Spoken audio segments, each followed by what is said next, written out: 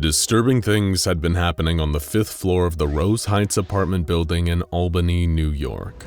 Residents had reported strange noises over the last few days, screaming in the night, pained muttering, soft weeping, scratching and scuttling in the walls, and worst of all, what seemed like an infestation of bugs unlike anything the unfortunate occupants of Rose Heights had ever seen before.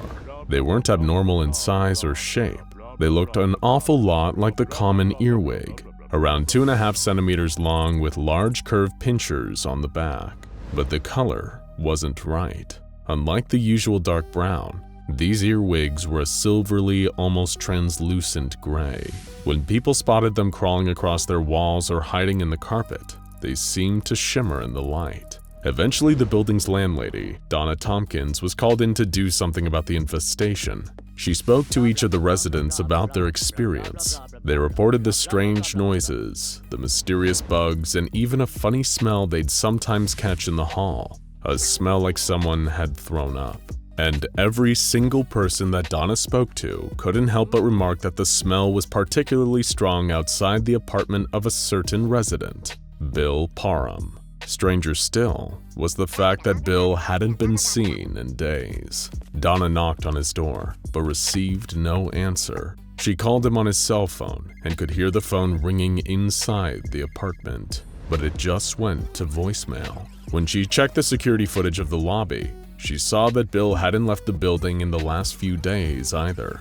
Donna called the police, worried that Bill might be sick or even dead inside his apartment. It was strange, given that he was only in his 30s and didn't seem to have any health conditions. But stranger things had happened. Much stranger things were about to happen too. 2 police officers arrived not long after. They called through the door one more time, and when they got no response, Donna gave them the key to head inside. The apartment was a wreck. All the furniture was covered in dust. Filthy dishes were piled high in the sink and on the draining board. The smell of rot was thick in the air. There were empty boxes of painkillers, all the pills popped from their silvery foil laying on the ground. But worst of all were the bugs. The apartment was crawling with them, and they were on every surface. Those silvery gray earwigs. Neither of the officers liked bugs, and it seemed like the deeper they got into the apartment, the more bugs there were. Some even seemed to be crawling towards them, pointing their pinchers at them as though they were defending their territory. This looked to be a textbook case of what happens when a resident keels over and dies. But there was just one problem. Where was the body? Bill Parham had seemingly dropped off the face of the earth, and now a colony of mysterious bugs had started squatting in his apartment in his absence. Then came that smell again, that truly awful smell, like bile and blood. It was even stronger now, and it seemed like it was coming from a nearby closet. The 2 officers, acting on pure instinct, drew their weapons and approached the closet with caution. Even if they weren't consciously aware of it, they knew they were going to find something awful inside. Something evil. Something dangerous. When they threw open the closet door, they couldn't help but scream. They'd found the nest. It was a huge round hive, like the biggest beehive you've ever seen, melded into the lower corner of the closet. The unnatural earwigs were crawling into, out of, and around it. Thousands of them. Tens of thousands of them. And the second they registered the presence of the 2 officers, intruders into their nest, they began to swarm. In sheer panic, both raised their guns and opened fire into the closet, but it didn't do them any good. Their bullets just pierced and splintered the hive, causing even more enraged insects to spill out and begin crawling over the 2 cops. They fled from the apartment, screaming in pain from the gnashing pincers of the insects crawling all over their skin. They never did find the corpse of Bill Parham, but that's because Bill Parham wasn't dead, at least not until mere moments ago, when the bullets from the cops' gun had torn through his bones and perforated his organs. He died not long after, and if he could still speak close to the end, he would have thanked them both for the mercy because the monstrosity that they just encountered in the closet wasn't just a nest of mysterious insects in Bill Parham's apartment. It was Bill himself. This is the fate worse than death in store for anyone supremely unlucky enough to fall victim to SCP-439, better known by the nickname for their unique nests, the Bone Hive. And while these nasty little critters may be small, they're filled with enough pure nightmare fuel to send you running into 682's containment chamber for a little comfort. Let's go through this whole nightmarish process and tell you exactly what happened to poor Bill Parham. First discovered by the SCP Foundation in mainland China, SCP-439 specimens largely get by on the fact that they're not much to look at. Unless you're an entomologist, when you see a strange insect, you probably just accept the fact that it's a perfectly normal breed you've just never encountered before. Nobody is hammering down the doors of their local news station to alert the press about the gray earwig they saw crawling out of a crack in their bathroom wall. But if Bill Parham had done just that, it would have saved his life. The Foundation would have immediately flagged the incident as an SCP-439 infestation and dispatched a mobile task force to deal with it. Instead, when Bill saw the earwig for the first time, he was getting ready for work and didn't have the time to stop and deal with it. He made a mental note to buy some bug killer on the way home, but quickly forgot. The insect didn't forget him though. In fact, it thought he would be a perfect candidate for the SCP-439 process. The Foundation has tested extensively with the one SCP-439 sample they'd been able to successfully catch and contain. In all tests, they found that 439 specimens rejected hosts from any species other than humans. They're an extraordinarily specific parasite. It's also only one particular type of SCP-439 specimen that you actually need to worry about: the queens. Despite their superficial similarities, SCP-439 behave nothing like non-anomalous earwigs. Normal earwigs are not social creatures. They're solitary scavengers and they don't keep nests as permanent habitats. The same can definitely not be said for SCP-439.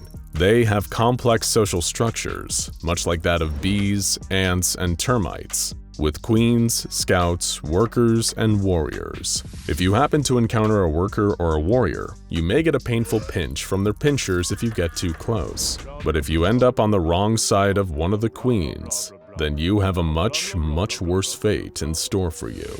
And it just so happened that the SCP-439 specimen that appeared in Bill Parham's bathroom that morning was visiting royalty. This 439 queen had selected her target, and now it was time to move to the next part of the process: initial infiltration. When Bill returned home from work, he was delighted to find that the gray earwig was nowhere to be seen, but that didn't mean it was gone. It was still there lurking. It just didn't want to be seen. After all, the real fun would happen after Bill went to bed. Once SCP-439 detects that its potential host has fallen into a deep sleep, it will crawl onto the person's body and into their mouth, which is exactly what it did to Bill. It feels like little more than a tickle in your throat, and you will have no idea that the tiny creature crawling down your windpipe and into the soft, warm tissue of your lungs spells your doom. Very few people wake up during this process, but even if they did, there's virtually nothing they could do. When Bill woke up, he was suffering from mild chest pains and shortness of breath, a symptom not uncommon in a number of respiratory ailments. He had no idea that the SCP-439 queen was already inside him. He got up and went about his day, trying to ignore the pain as it gradually grew worse and worse, feeling almost like something was moving inside his chest. He spent the whole day having to stop to let out a deep, hacking cough, but coughing didn't expel or change anything. He looked and felt so terrible that his boss let him go home early, hoping that Bill would be able to sleep off whatever illness he thought he had picked up.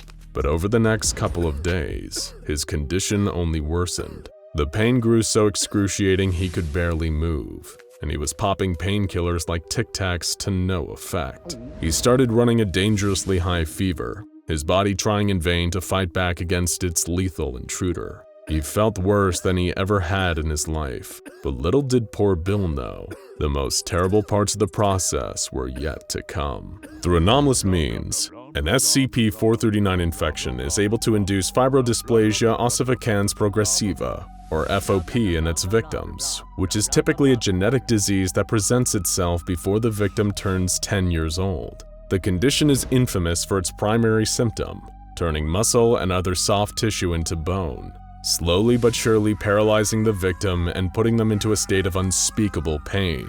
This bone transformation process is known as ossification, and Bill was about to experience it firsthand. His pain increased as his mobility decreased, with more of his flesh becoming solid lumps of bone underneath the skin. Soon enough, all he knew was pain. It had become so agonizing that he was delirious with it. He was drunk on pain. Even perceiving sunlight felt like being stabbed in the eyes. That's why, like all the other victims of SCP-439, he decided to conceal himself in a warm, dark place where no light could get to him. In Bill's case, of course, that place was his closet. He was hurting so bad that all he could do was curl up into the fetal position and weep as his muscles turned to bone and his body began to compact and shrink. He didn't even look like a human anymore. He was more like a ball, covered in a bone shell and filled with warm organs. That's when the queen started laying eggs among his organs. It wasn't long before there was a new brood of around 30,000 specimens living inside Bill's body. He was still very much alive, but there wasn't anything he could do about his situation. His muscles had long since turned to bone, and they had eaten large portions of his brain, leaving mainly the parts needed to keep his organs just barely functioning. After all, the colony still needs central heating. SCP-439 colonies have developed a perfect parasitic relationship with the human body. They even use the stomach inside the hive to pre-digest food into a liquid slurry that's easier for them to consume. The only loser in this situation is someone like Bill, who is forced to become the new home for the world's most nightmarish freeloaders. Eventually, when the colony becomes too big, a queen departs to start a new one, and the process repeats itself once more. It's enough to make you want to sleep with your mouth closed for the rest of your life. Oh, and we haven't even told you the worst part yet. Foundation scientists have conducted tests on some victims of SCP-439 and found that while the creatures do consume large parts of the brain, the parts they leave are capable of consciousness. That's right. Their victims remain aware of what's happening to them the whole time, even when they hardly seem human at all anymore. What actually finally kills the victims of SCP-439 isn't the bodily trauma. It's the starvation that sets in when the colony inevitably moves on. Did we just hear you cough? You might want to go get that checked out. The year was 1861. Arthur Duplessis, one of the world's most renowned explorers and adventurers, hacked through the thick vines of the Amazon rainforest with a well-worn machete. He grunted and strained, his clothes heavy and skin slick with sweat. He took a deep swig from his canteen and paused briefly to breathe.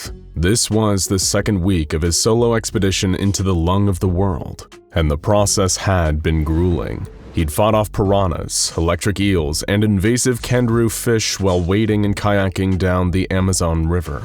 He'd contended with tribesmen and poachers, and narrowly dodged his fair share of poisonous beasties that could take down prey 3 times their size. No sane man would brave this horror for its own sake, but Arthur has as good a reason as any. He was searching for his younger brother, Joseph Duplessis, who had disappeared a month earlier during a trek through the Amazon. Joseph had always admired his brother's wild adventures and sought to imitate him.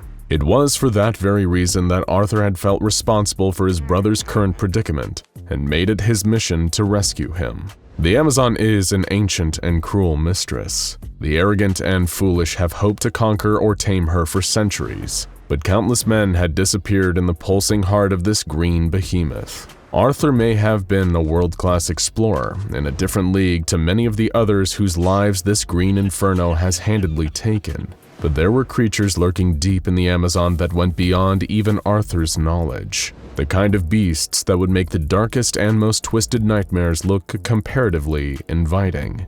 Beasts like SCP-2031.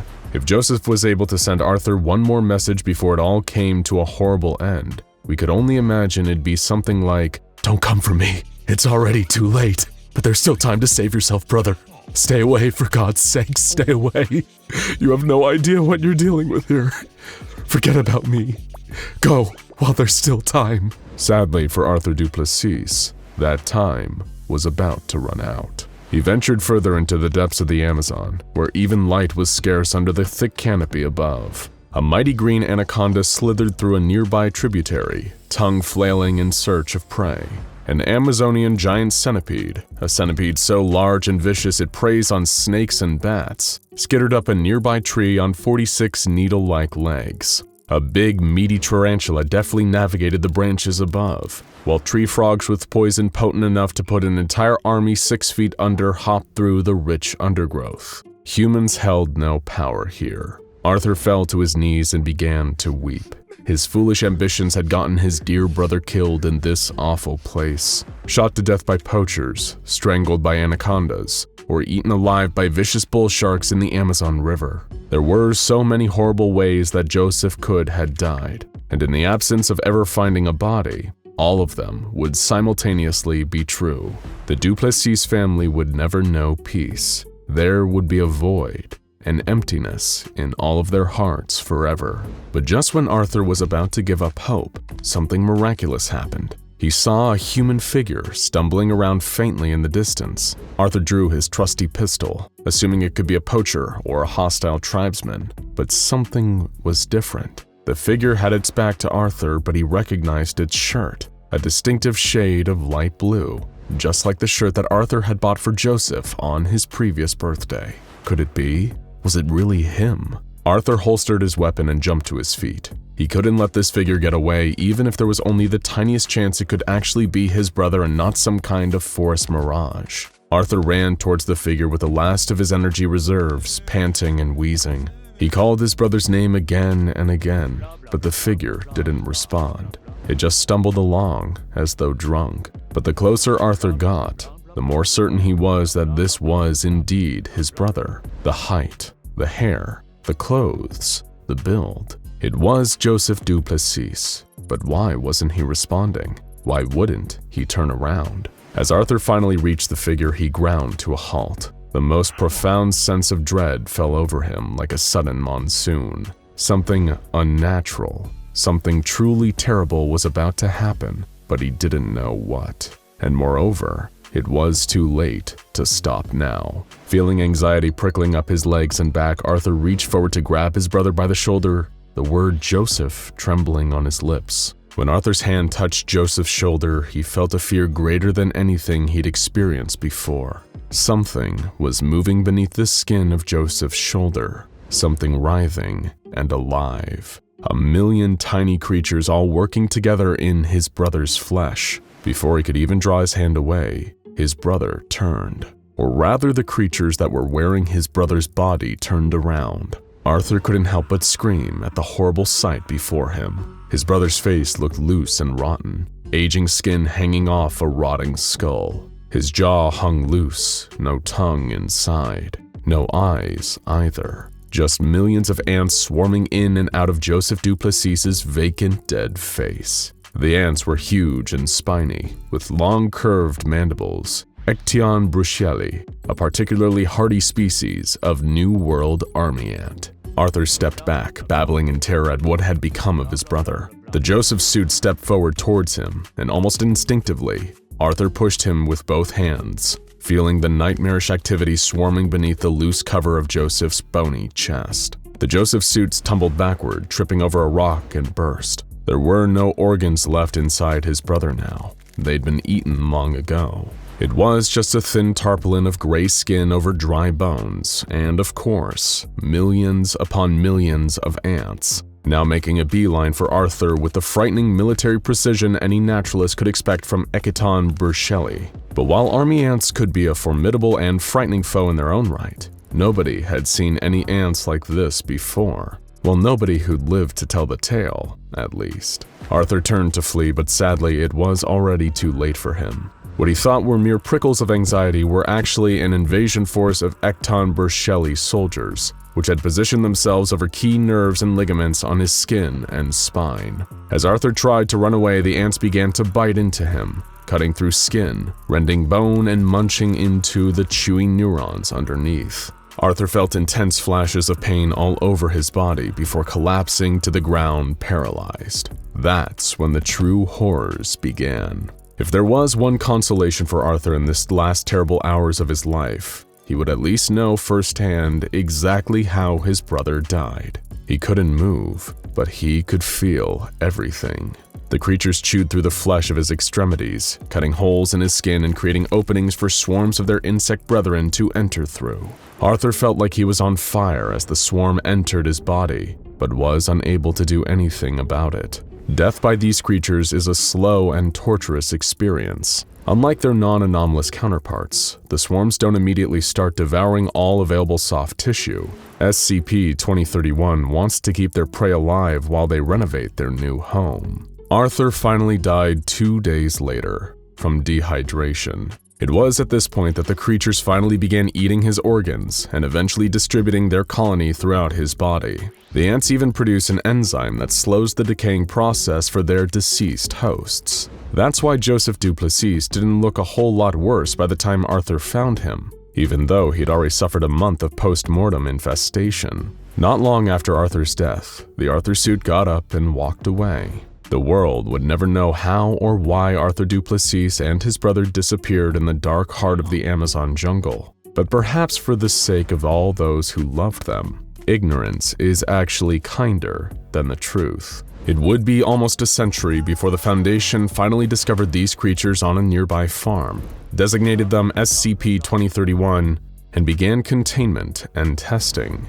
They soon became aware of what Arthur, Joseph, and many others had learned the hard way. While they may be relatively ineffectual individually, together these insects were a real force to be reckoned with. Very few non-anomalous animals had any chance of escaping them once they'd set their sights on a target and began assuming their attack positions. In one observed instance, SCP-2031 soldiers were able to take down a 1,000-kilogram Angus bull in 5 minutes, most of which was just spent getting their soldiers into their proper positions over the spine and leg ligaments. The Foundation just got extremely lucky that these vicious insect predators happened to be isolated to some pretty specific areas in South America, thanks to the climate requirements of their habitats. In fact, pretty much all of the specimens the Foundation found were all in one place. The creatures had developed a particularly frightening form of ant farm known as SCP-2031-A, an isolated containment zone on a stretch of farmland where the ants could find hosts in the form of live people and animals,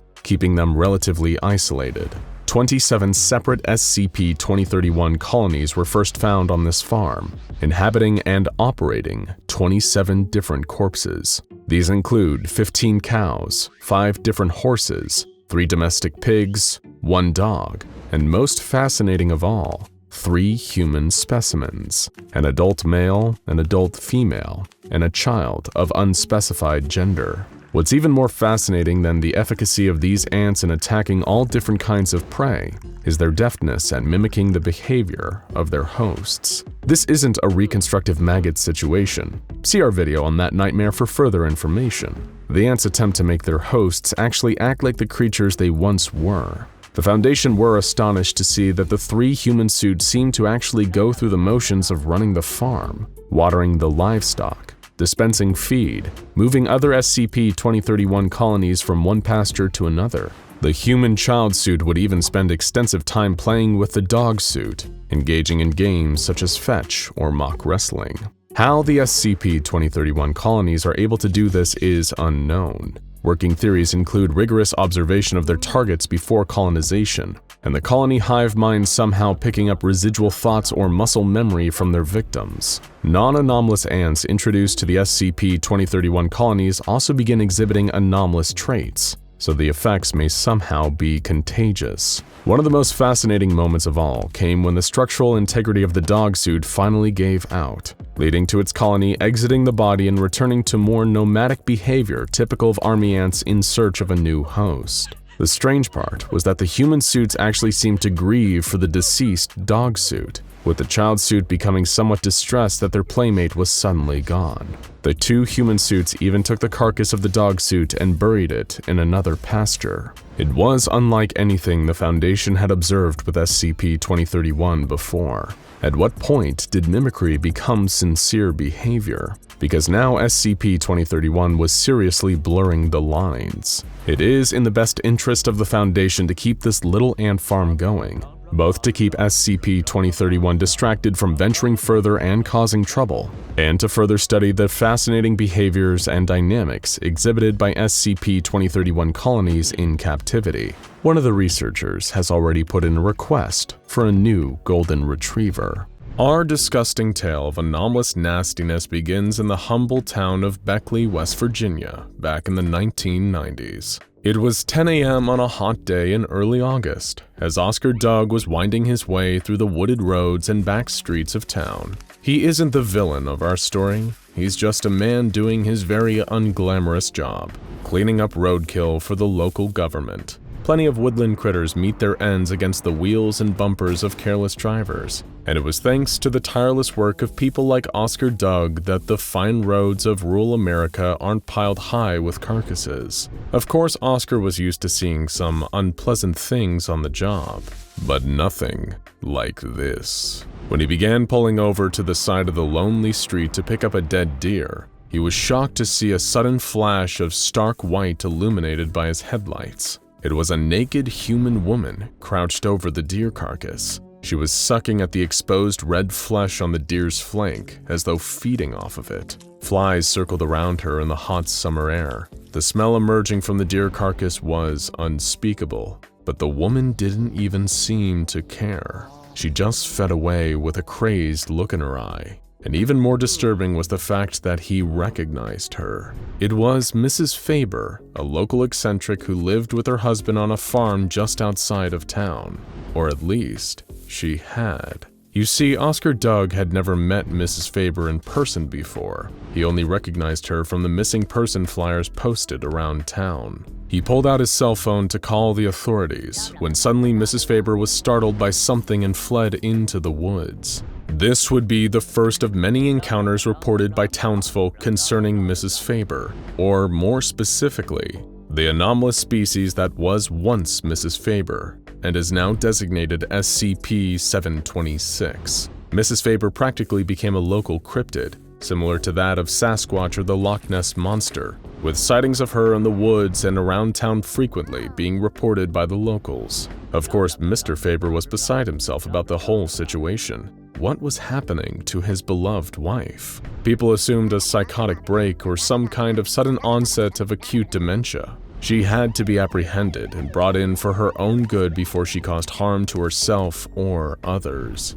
And on August 16th, she was finally found and captured. Mrs. Faber was found in the dumpster of a local diner with a large dog.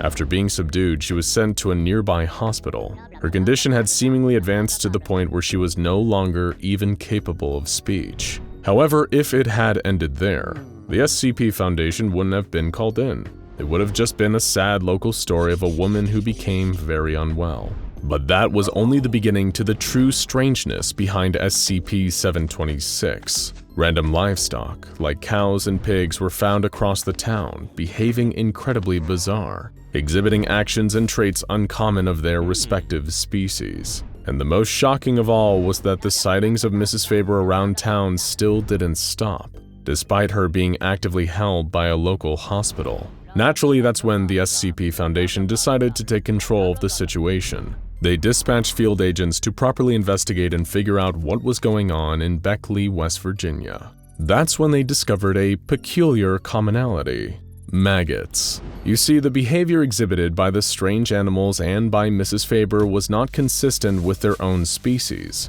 but they were incredibly consistent with the behaviors of the common botfly, a particularly unpleasant form of fly that sometimes lays its eggs in the bodies of still living animals. The anomalously affected entities exhibited insectoid movements, an affinity for rotting meat, and even strange shifting of the back muscles, suggesting the gesture of flapping wings that weren't there. But what was going on here? Was this mind control, or something more insidious? As it turned out, The key to unlocking this mystery was in the dumpster that Mrs. Faber was found in. An entire pig was found inside the dumpster, exhibiting the same strange behaviors as the other anomalous animals. But not long before it was transformed into a pig, it was simply a half-eaten hot dog thrown to waste in the garbage. This miraculous transformation came courtesy of SCP-726, now also known as the Reconstructive Maggots. Much like regular maggots, these creatures are attracted to decaying flesh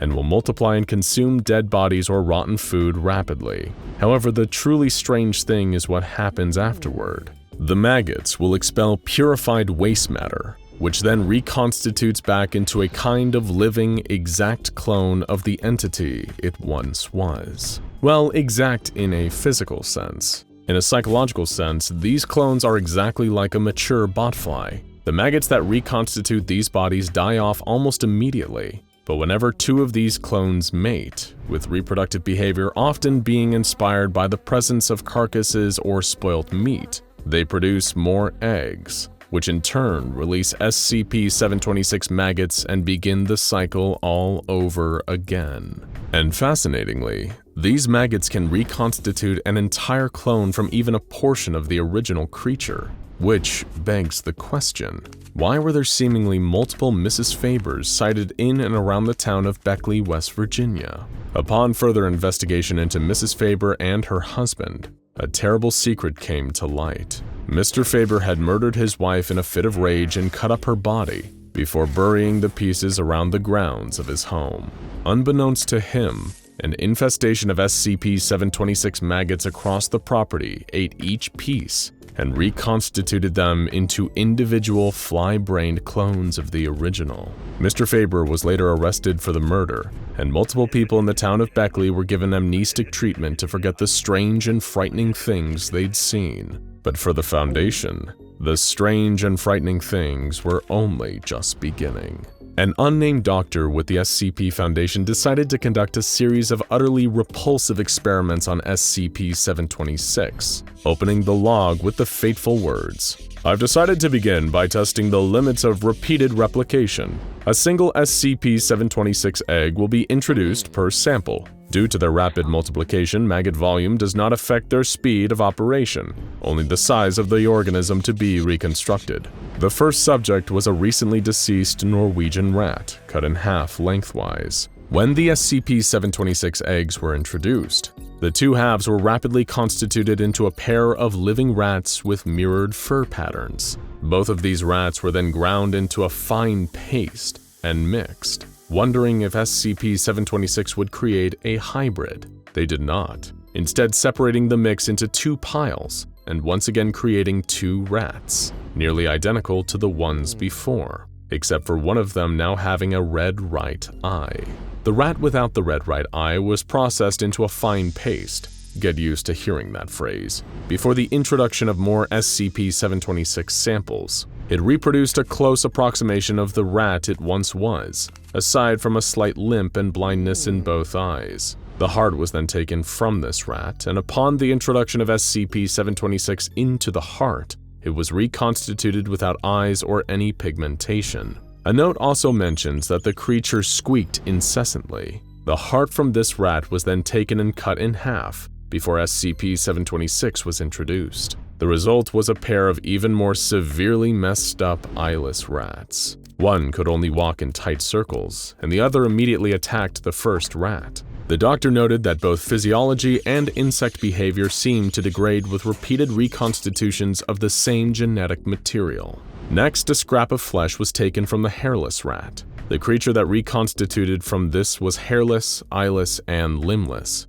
and didn't successfully survive for long. A liver was found inside its brain case. But because this particular researcher hadn't spit in the face of God enough for one day, the tests continued. The liver from the brainless rat was given a dose of SCP-726, and the result was an eyeless, legless, limbless creature with a long, worm-like midsection, which quickly began to devour its own posterior before dying of blood loss. This dead rat was then put through 3 more iterations of testing. It first became a large, formless mass of tissue, and then a long, slug-like creature that takes in nutrients through its skin. After this, no more changes were recorded, as it had presumably reached its peak performance. The scientists decided to keep this creature for long-term observation, naming it Brundle, after the scientists in David Cronenberg's remake of The Fly. At this point, the doctor began to conduct tests that, mercifully, did not involve any more rats. Instead, the Foundation moved on to humans. Dried flesh from a body that's over 2,000 years old was given to SCP-726, leading to a full reconstitution of a middle-aged man with the mind of a fly, opening doors to potential practical forensic applications of SCP-726. Humans seem to experience a similar degree of form degradation after multiple reconstitutions from the same genetic material. But due to humans being larger and more complex organisms, the changes are often less pronounced, like changes in eye color or fingerprints. While the forensic use of SCP-726 is an open door, clones produced by SCP-726 are worthless for both medical and food purposes. During one experiment, SCP-726 was used to replace a missing chunk of a wounded D-Class's leg. This appeared to be successful at first, until the D-Class later experienced a rapid mental devolution into a fly-like state, just like the other victims of SCP-726. The D-Class was terminated, and the test was recorded as a failure. It's believed that a similar thing would happen if organ transplants were taken out of SCP-726 clones and given to non-anomalous donors. SCP-726 was used to clone several livestock animals, such as cows and pigs. Food items like steaks were rendered from these animals, cooked and given to D-Classes. Much like the transplants, this led to a similar state of devolution for those who ate the infected meat. Even when the meat was thoroughly disinfected and processed, the anomalous effects remained. So no, SCP-726 won't be ending world hunger anytime soon. Though if it gave us all the minds of flies through tainted meat, it may at least end all global warfare, seeing as flies don't have the mental capacity to create or wield weapons. At this point, it seemed that the researcher was just curious and felt like trying some other random experiments just for the heck of it, like getting SCP-726 to reconstitute a non-anomalous botfly, leading to the clone simply being an unusually large botfly which died shortly thereafter, or testing a burger patty from a local independent drive-thru restaurant that reconstituted into 2 different cows and 1 large rat. Yummy. But the most horrifying result of all came when they tested SCP-726 on what was supposedly a vegan burger, made entirely out of artificial meat and plant matter. The resulting creatures were so unimaginably horrifying they literally cannot be described. Even hardened SCP Foundation researchers were driven to scream and vomit at the mere sight of them. One of these creatures was killed and ground into fine paste before SCP-726 was introduced again. Somehow this resulted in something even worse. A truly horrifying unkillable entity on par with SCP-682. Even when they liquefied the beast, it kept attacking. They could only stop it by freezing it and keeping it on ice. Testing into SCP-726 was suspended shortly thereafter. Maggots, botflies, and rat paste. How lovely. If you were eating during any of this, well, you only have yourself to blame. Now and again, you might stumble across an entry in the SCP Foundation archive that is far more than meets the eye. As you are probably already aware, sometimes the Foundation's numerical SCP designations can be referencing an entity, a creature, an object, a location, or even a combination of linked anomalies all sharing a version of the same number. Such is partially the case with SCP-4812. In this instance, the designation number 4812 doesn't refer to one singular item or entity. Instead, it is more of a collective designation, an umbrella term for 3 distinct, separate, but connected anomalies. We've got a lot of ground to cover here, so without further ado, let's take a look at SCP-4812, better known collectively as Wrath. We'll begin in a cavern deep beneath Alais in the south of France, where we find the first of the entities to share the designation SCP-4812. This creature, large and without its own distinct form, is referred to as SCP-4812-S. It possesses a number of long appendages that protrude from its amorphous body, each one covered in a sticky adhesive, a sort of glue-like substance. In addition, each appendage, as well as the rest of SCP-4812-S's body, is covered in fine hair that is also hydrophobic, meaning that it does not absorb water, and in fact actively repels it. These tendrils extend deep into the walls of the caverns surrounding the creature. SCP-4812-S also has an inherent latent ability to affect anyone that visually perceives it. In other words, look upon this creature at your own peril. And we don't mean that looking at it will drive you mad. The fact is that nobody has been able to look directly at this creature without suffering a horrific, grisly death. Upon taking even the quickest glimpse of SCP-4812-S, the person observing will suffer the same effect they would if their eyes, brain, and entire nervous system had been dipped in caustic acid. Yes, this creature instantly melts down on a molecular level anyone who is brave enough or foolish enough to directly look at it. That means a pain unlike any you could imagine. Bleeding through the skin and all orifices, paralysis, asphyxiation, and then death in that order. Humans cannot directly interact with the creature unless it is submerged in total darkness, where they cannot perceive it visually. The anomalous hazard of this entity even extends to photos or video recordings of SCP-4812-S. However, the effect is not as immediate or violent when someone just looks at an image or video of it. Still, you might want to check that your brain isn't melting after this video is over, just to be safe. Beyond killing anyone that sees it, SCP-4812-S does very little, staying quite still in its cave behind the maximum security doors the Foundation has put in place at the entrance. So that's our first of the SCP-4812s. Who's next? How about SCP-4812-E, an approximately 15-meter-tall humanoid made of platinum? This entity appears vaguely skeletal, with traces of tungsten and other metal compounds in its composition. SCP-4812-E remains at a constant body temperature of 0.0000000031 Kelvin, or almost -460 degrees Fahrenheit. However, this entity can also absorb the heat around it without changing its own temperature, reducing a cell at room temperature to absolute zero in around 16 seconds flat. And it's because of this that SCP-4812-E is often surrounded by a layer of frozen air and water. Much like the other creature it shares a designation with, close interactions with SCP-4812-E are often deadly. Stand too close and the air around you would drop in temperature rapidly. The water within your body would freeze, and in seconds, you would die. Even with the use of a specially insulated suit, you would be lucky to gain a few short moments of added protection.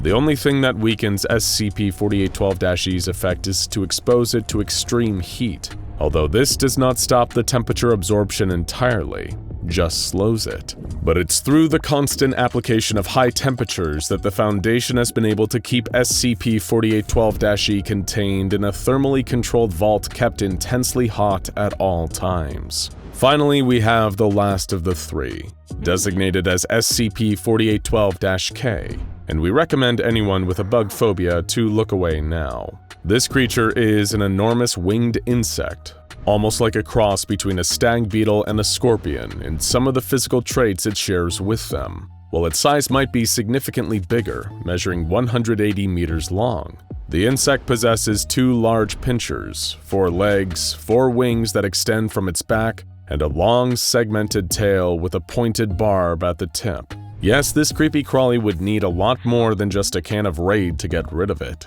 But perhaps most strangely of all is SCP-4812-K's face. Not the typical insect eyes and mouth you would expect, but the face of a human male. Much like its cavern-dwelling counterpart, SCP-4812-K tends to not do all that much when left alone. It can usually be found flying through the upper stratosphere, only really moving when it flaps its wings. You might have a hard time trying to spot it though, as its body is coated in reflected chitin. In other words, the bug's exoskeleton refracts light away from it and makes it almost invisible. While the SCP Foundation has made attempts to secure and contain this gigantic flying insect after they learned of its existence, the creature's sheer size and strength have destroyed any fighter jets or drones they have sent after it. It seems impervious to damage from conventional weapons, with anything fired at it being almost perfectly reflected and directed back towards the shooter. All the Foundation can really do is hope that nobody else spots it and keeps a close eye on SCP-4812-K through regular surveillance. Above all though, one procedure remains consistent and all of the utmost importance with every aspect of SCP-4812. Never, under any circumstances, can any of them be allowed to interact with the other two. So what could possibly connect these three creatures? An amorphous entity that kills anyone who looks at it. A giant humanoid male made of platinum that alters temperature without absorbing heat. And a winged insect that is almost perfect at reflecting anything around it. They all seem to be pretty disconnected. Yet their common thread must be pretty significant for all three to share the title of SCP-4812. Indeed, if they had no relation to each other, they could each have their own unique number. And what is the mysterious fourth redacted entity that is also referred to as SCP-4812? The answers to this multitude of questions aren't exactly straightforward. Still, there does exist a series of anomalous documents and items that the Foundation has recovered that feature some of the necessary information. Recovered from Marcus de Wees, a Dutch collector of anomalous artifacts. These items are referred to as the Connington set, named after Winston J. Connington, an English archaeologist and occultist whose research led the Foundation to the discovery of a number of SCPs. Among the various artifacts of the Connington set is a journal kept by Connington himself, featuring depictions of the different SCP-4812 creatures and notes recording his findings. The set also features 3 hefty tomes written in German over the course of many years that contain multiple archaic coordinates. In one, an edition in Italian by another author seems to shed a little light on SCP-4812. The translation of this section tells of an ancient kingdom, respected above all others, known either as the House of Apollyon or the Sky Kings of Old Europe. The first ruler of this kingdom was allegedly a descendant of the King of Crimson Skies, or Asem, the first man. These Sky Kings ruled over what is now modern-day Europe for 100 generations, conquering all who opposed them. Among their adversaries were those faithful to the Iron God, presumably the Mechanites, the ancient machine-worshipping religion that preceded the Church of the Broken God. Eventually, however, complacency reared its ugly head, and Sky King Sarus VIII von Apollyon looked beyond the realms of men, hoping to find new land to conquer. Sarus VIII assembled his forces, the largest army ever seen, and set his sights on the lands of the Fair Folk, more commonly known as fairies nowadays. These fair folk were already engaged in conflict with their southern neighbors, the Children of the Moon, and were drastically underprepared for Sarus's approaching forces. Within 2 weeks, the fairies were scattered, driven from their lands. There was, however, a sole survivor, a Fey princess, who was captured and faced the grim fate of being taken as a trophy. But the princess had other plans. While being taken back to the Sky King's domain, she cast a curse upon the House of Apollyon, and Sarus VIII in particular. A horrific storm swept the returning ships as the Fey princess prayed to an ancient, nameless god for vengeance against her people's conquerors. According to legend, the chains that had her shackled to Sarus's ship caught fire, and the blaze spread until it had burned the Sky King's ship to ash. It has even been said that the same chains then wrapped around Sarus himself, dragging him down into the ocean's depths. Then, to defend against any further dark magic from the remaining fair folk, Sarus IX appointed 4 kings to defend his kingdom. By now you might still be wondering what any of this has to do with SCP-4812, but don't worry, we're getting there, we promise. So as the story continues, the remaining ships were still able to bring the Fey princess back, and she was brought before Sarus's heir, Sarus IX von Apollyon, who imprisoned her for what she had done. The princess was sent into a sealed dungeon deep beneath the oceans. This prison is heavily implied to be the first of the SCP-4812 entities, better known to us as SCP-4812-S. However, the explanations of the heat-sink platinum humanoid and the reflective flying insect are a little harder to decipher from Winston J. Connington's journal. While most of Connington's notes are written in a cipher, a few sections have been translated. According to him, from her prison deep below the earth, the voice of the fairy princess was able to communicate with the souls of the 4 knights protecting Sarus IX's kingdom. As a result, the Sky King was forced to banish them, and this brought forth what Connington referred to as the Great Profanities. Without the Knight's defense, some force known as the Vinivinex, the first profanity was able to cast its cold hand over Sarus's only daughter, killing her. A creature whose presence can drain the heat from a person? Sounds an awful lot like SCP-4812-E, huh? In retaliation for his daughter's death, Sarus drew up an ancient spear called the Godless Lance and struck the being down, casting it into the Earth's molten core and subduing SCP-4812-E with the intense heat below. Another section describes the King of Many Faces, Lamenolant, the creature we know as SCP-4812-K. Connington's findings describe this entity's slaughter of the Deva, a neighboring kingdom. The enormous insect appeared from the space beyond spaces and would deflect perfectly any attack made against it, before taking the faces of the Deva and returning to the skies. But there was one final profanity, known only as the Profane Dark. The legend continues with this profanity, a dark black smear rising from the graves of the fair folk.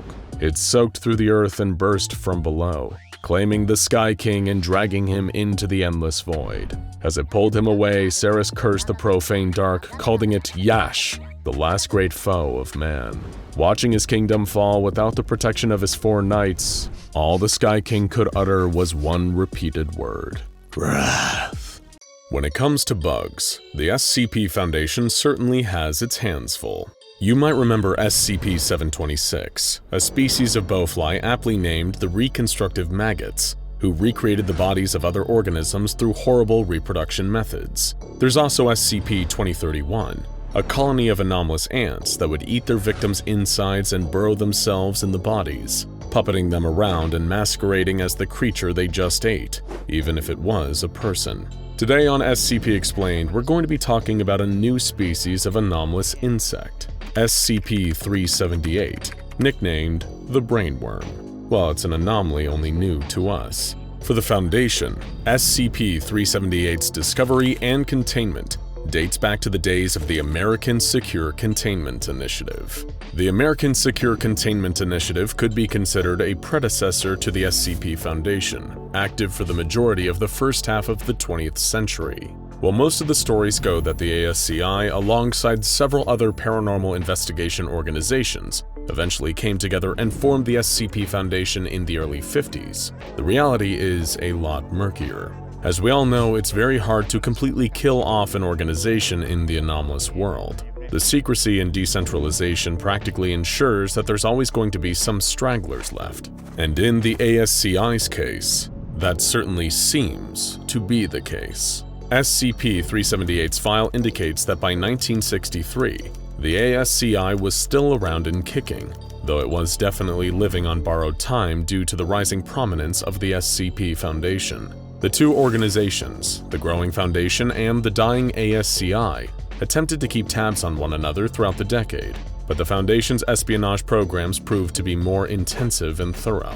For whatever reason, the Foundation was always getting the best intel, whether it was beating the ASCI to the punch on newly discovered anomalies, gaining access to otherwise classified information only available in ASCI documents of the highest security clearances, or finding ways to benefit from the organization's detriments through diplomatic meetings that always seemed to work in the Foundation's favor. It was clear that the SCP Foundation was the new hotness, and the ASCI would have a lot of catching up to do if it wanted to remain relevant in this new post-World War II world.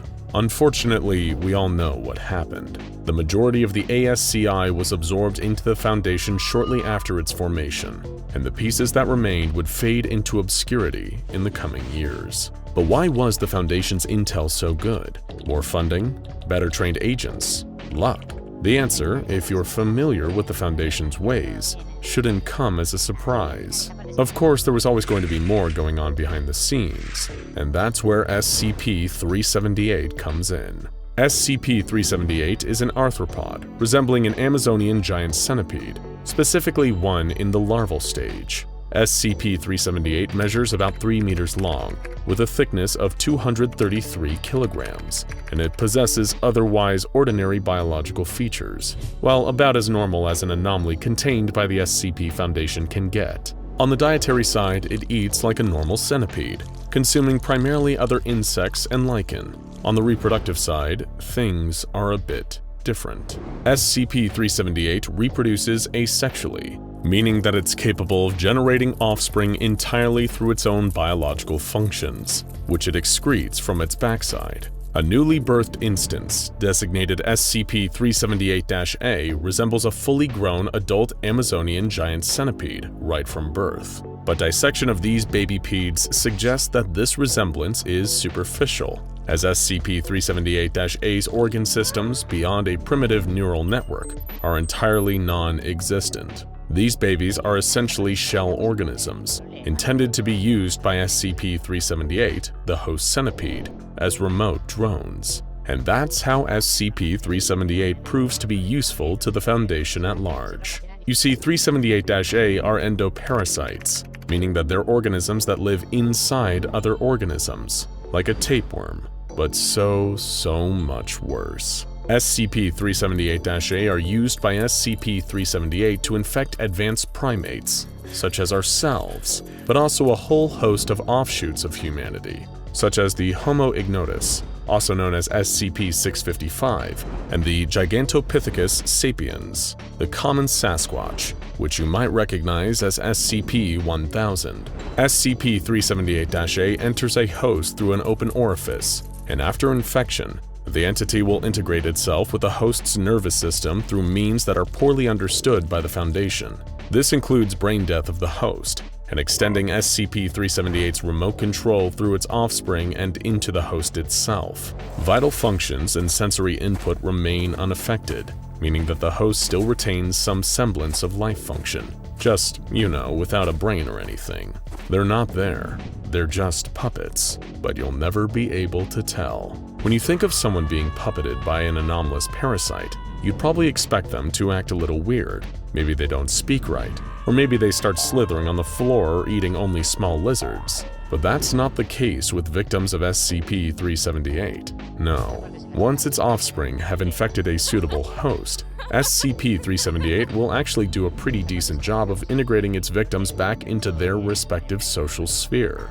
This means maintaining all of their previous relationships as best as possible, such as keeping their jobs, and otherwise fitting in and not standing above the crowd. You'd probably assume they prefer to keep a low profile, mainly infecting hosts in small towns and sleepy suburbs. But you'd be wrong there too. SCP-378 loves the big city, places with high population density, and a robust entertainment scene. We'll explain later, but SCP-378 differs from ordinary insects in that its base instinct isn't to just infect and reproduce, it's to have fun. And the way it entertains itself is by living the lives of people who otherwise live busy, engaging lives, filled with plenty of social interactivity and places to go. The Foundation has yet to discover the upper limit of SCP-378, as the centipede has managed to infect quite a number of hosts with its offspring, which it all seems to maintain simultaneously without issue. Upon interrogation of a host, SCP-378 confesses to the existence of 26 human hosts, 2 instances of Guatemalan black howler monkeys, and 3 instances of SCP-1000.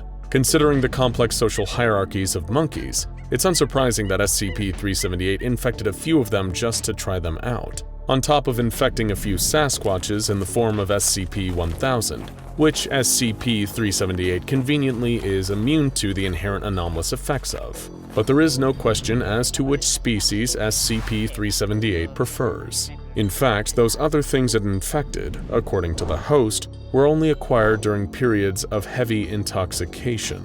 See, the centipede enjoys getting a little tipsy too. You can't have that in the Amazon rainforest. As humanity is the dominant species on Earth, we're the ones with the shiniest toys for SCP-378 to play with, the most exciting lives, filled with more pointless interaction and labor than a bug would know what to do with. And that's what makes SCP-378 so intriguing for the Foundation. It's an intelligent parasite, whose only motivation is to keep society running as normal so it can slip behind a few pairs of human eyes and see what it's like in the world it would never get to otherwise live in. Some of you are already thinking it, but SCP-378 is the perfect anomaly for the Foundation to use against its foes and adversaries. And as we covered earlier, in the 1960s, the Foundation had a lot to prove, mainly against the American Secure Containment Initiative. The Foundation knew to classify SCP-378 as a Thaumiel-class object. It was promptly contained in an underground terrarium filled with plenty of juicy lichen and ants for SCP-378 to feed on. Of course, there was also a decontamination chamber constructed adjacent to the regular containment chamber. Any personnel who would go in would obviously be at risk to an infection from SCP-378, and we're sure that living the crazy, exciting life of a Foundation agent would have satisfied the sociable bug. But the SCP Foundation wasn't taking any risks. As a result, anyone entering the chamber would have to wear full body protection, and if they were found to be infected during the decontamination process, they would be terminated. After discovery of SCP-378, the Foundation immediately saw the potential in utilizing the anomaly for espionage purposes. After all, it would be a perfect spy network, capable of fitting in and maintaining ordinary roles while also communicating with SCP-378, who would feed information to the Foundation through another host. The impeccable precision of SCP-378's maintenance of its host's social personas would make the entity almost impenetrable to sniff out in the field, even for trained agents who deal with the anomalous. SCP-378's initial psychological evaluation was performed by the well-known Foundation psychologist, Dr. Simon Glass. Dr. Glass found that SCP-378 was obviously unique among arthropods and possessed either human level of sapience, or at the very least, the ability to emulate its host's intellectual faculties. Regardless, the anomaly was intelligent, but a point of interest for Dr. Glass was SCP-378's relationship with its hosts. It maintained a constant, consistent sense of identity across multiple hosts. But interviews with SCP-378 revealed that it was fully aware that it was not those hosts in actuality. SCP-378 was essentially role-playing various human identities. It wasn't just easy for the Foundation to figure out that the centipede enjoyed masquerading as its hosts. It pretty much spelled it out with giant letters. SCP-378's hosts rarely interact with or send information directly back to SCP-378 or fellow hosts, because SCP-378 is in full control at all times. This is literally just a game for SCP-378, a source of entertainment. And if one of those hosts came under duress or was at risk of being found out by those in its life, 378 could easily abandon the host persona, which it had no issues in doing. Dr. Glass found that the host behavior was largely unique to each instance, and extroverted personalities were a favorite for SCP-378. Hosts rarely isolate themselves, except to sleep or use the bathroom, and SCP-378 appeared to take equal enthusiasm in both stressful and pleasant situations. After all, this was all a big role-playing session for it. SCP-378 appreciated some excitement in the lives of its subjects. In a way, this was like an infinite source of entertainment. You could live as many lives as you wanted at once, have almost no attachment to any consequences, because you're a bug who has no stake in the real world, and you get to experience things no other member of your species ever has or ever will. SCP-378 really is living the dream. Even to another human, this sounds pretty fun. We only get one life to live. SCP-378 gets to live as many as it wants. But Dr. Glass found another interesting fact about SCP-378. It was attached to a certain identity. Lisa Martin, a 33-year-old Mexican-American female employee at Digiana Tono's Pies, a pizza chain located in Staten Island, New York. Dr. Glass was a bit unsure as to why SCP-378 enjoyed Miss Martin so much, but it was clear from the way it talked about her that this was its favorite persona. And Dr. Glass could see why the more he studied Martin's routine. It was the perfect mixture of business, idleness, routine labor, and general engagement for SCP-378 to experience. Lisa Martin's routine was static. On every day except Saturday, from 8 a.m. to 6 p.m., Lisa Martin would show up to work at Digiana Tono's Pies. After she finished work, from 6 p.m. to 11 p.m., Martin would engage in maintenance of one of 17 rooftop gardens across New York City. Of these gardens, Glass discovered that 13 are maintained by volunteer organizations, 12 of which Martin was not a part of. On Saturdays from 8 a.m. to 11 p.m., Martin alternated between socializing with a collection of friends and coworkers and playing piano for various high-end bars. On all days from 11 p.m. to 12 a.m., Martin would shower and then prepare for bed. She would sleep from 12 a.m. to 7 a.m., and in the morning she'd get back up and do it all over again. When you see a person's schedule laid out like this, everything seems a bit more routine and less exciting, huh? It's not an exciting life laid out on paper, but SCP-378 loved it, for whatever reasons. Attempts to interrupt Lisa Martin's routine were unilaterally met with unusual levels of hostility from the bug and its hosts, and in the event of Lisa Martin's death, SCP-378 would happily direct another host to assume her identity. Yeah, we're not sure either. Regardless, 378 had a hobby, many hobbies, but Lisa Martin was special. Dr. Glass's evaluation proved to be popular with the upper ranks of the Foundation, who, due to SCP-378's intelligence and awareness of human sentience, could prove to be useful to the overall mission of the Foundation. As we said before, in 1963, the Foundation had to contend with a number of powerful adjacent organizations, the Global Occult Coalition, with their destructive tendencies and the backing of the world governments, GRU Division P, the Soviet Union's Anomalous Research Military Unit, the remnants of the American Secure Containment Initiative, who, while not as prominent or as powerful as they used to be, still remained an organization capable of deterring the Foundation. As a result, the Foundation looked into applying SCP-378 through practical means. Dr. Glass's work importance could not be understated, but the prevailing theory was that SCP-378 did not understand the significance of social dynamics in regards to hierarchy and social capital. This could be observed in its strange defense of Lisa Martin. Several of SCP-378's hosts held positions of power, two of which, David Lockheed and Alfonso Leos, were even employed by anomalous organizations, and beyond the reach of the Foundation's then capacity to contain. Even holding these powerful positions, SCP-378 displayed a willingness to sacrifice the hosts to defend, replace, or otherwise maintain Lisa Martin, its favorite host. It was here when the Foundation saw an opportunity. If they could use SCP-378's favoritism of Martin to get it to do what they wanted, their dream spy network had a chance of manifesting into reality.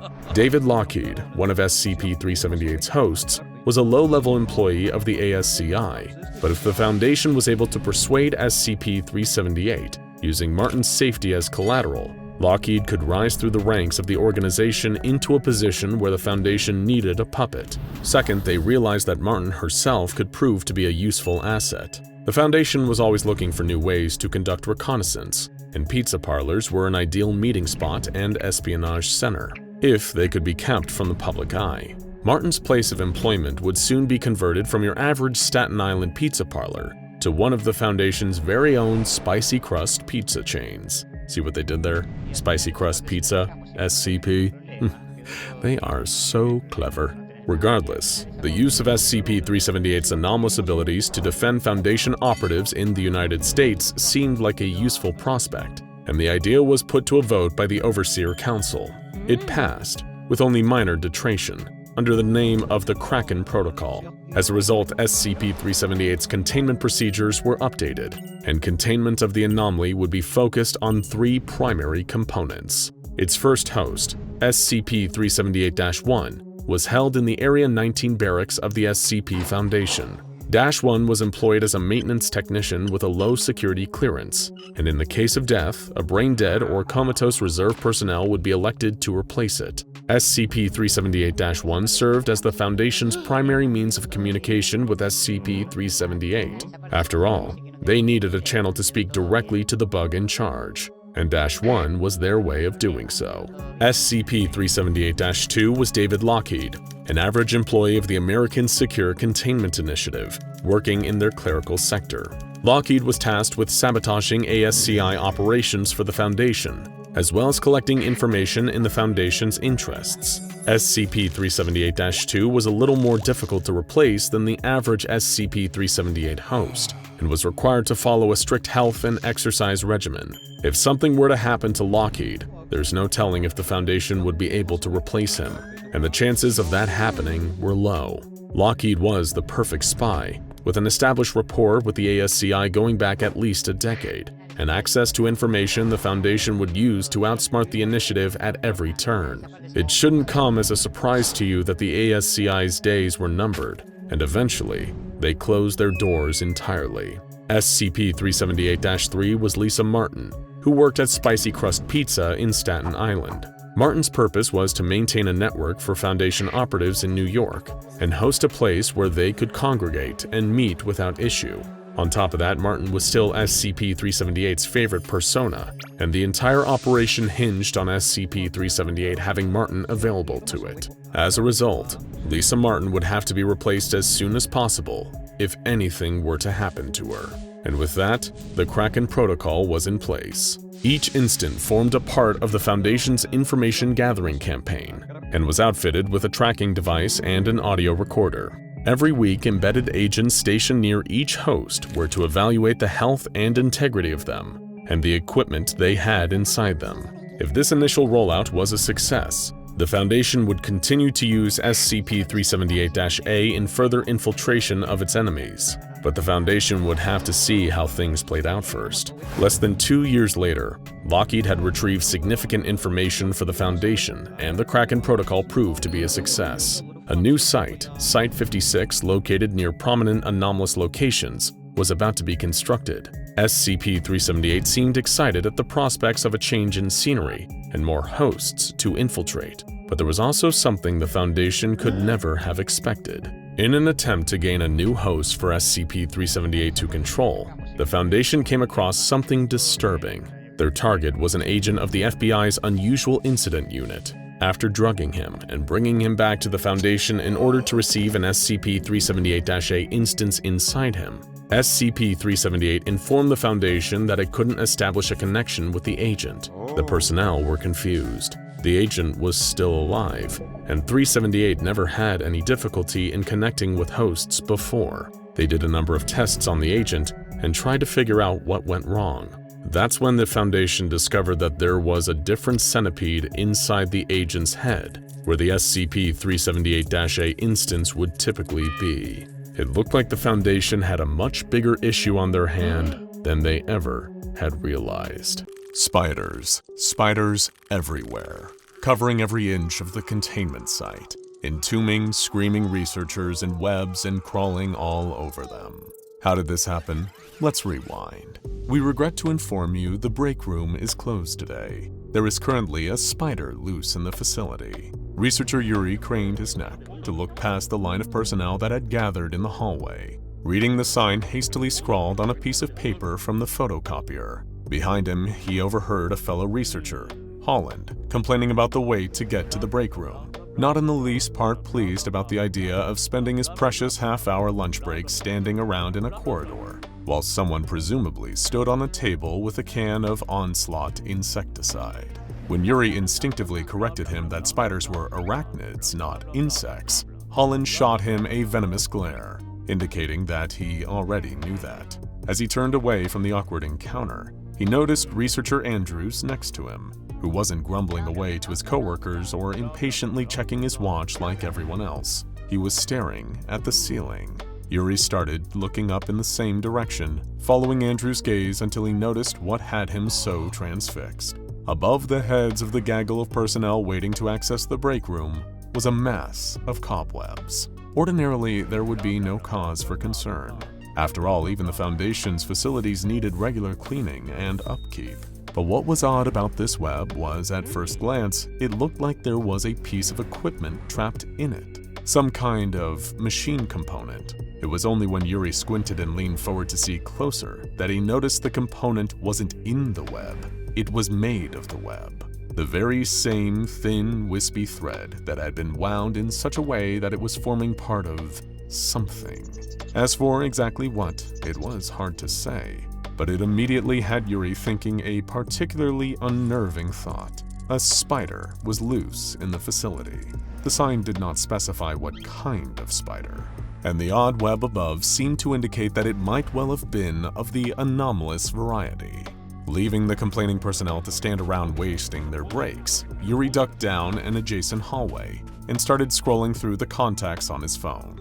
He read a file on an anomaly that caused ordinary everyday objects to suddenly transform into angry spiders, and a close respected colleague of his, Agent McGuire, worked closely with the mobile task force responsible for containing these agitated arachnids. Hearing McGuire answer the phone, Yuri immediately asked him about the current state of SCP-3023. McGuire very passively told him that everything was normal, and that no new instances had been reported in the region. SCP-3023 seemed to only affect a very specific area of central Germany, right in the middle of Hanover, Leipzig, and Kassel. Then, Yuri asked if it was possible for an inanimate object to suddenly turn into an angry spider anywhere outside of that area. For example, in the break room. Immediately, his brain conjured up the image of the billiards table with 8 spindly spider legs erupting out from beneath its green surface, angrily crawling all around the room, waiting for the break room door to open and all the impatient personnel to come flooding in. McGuire told him what SCP-3023 instances did to any living thing they came into contact with, and it sure wasn't pretty. From the other side of the line, Agent McGuire reassured researcher Yuri that there had never been any reported instances involving SCP-3023 outside of Germany. When Yuri followed that up with the question of whether or not there were any currently in containment, the MTF Alpha 21 operative replied that all instances were normally destroyed on contact. The answers put the panicked researcher at ease, long enough for him to calmly apologize to his friend and thank him for his time before hanging up the phone. That was when the lights went out. An alarm started to sound, bellowing from deep in the heart of the facility and reaching outwards, like the strands of a web. The sound denoted one horrible thing.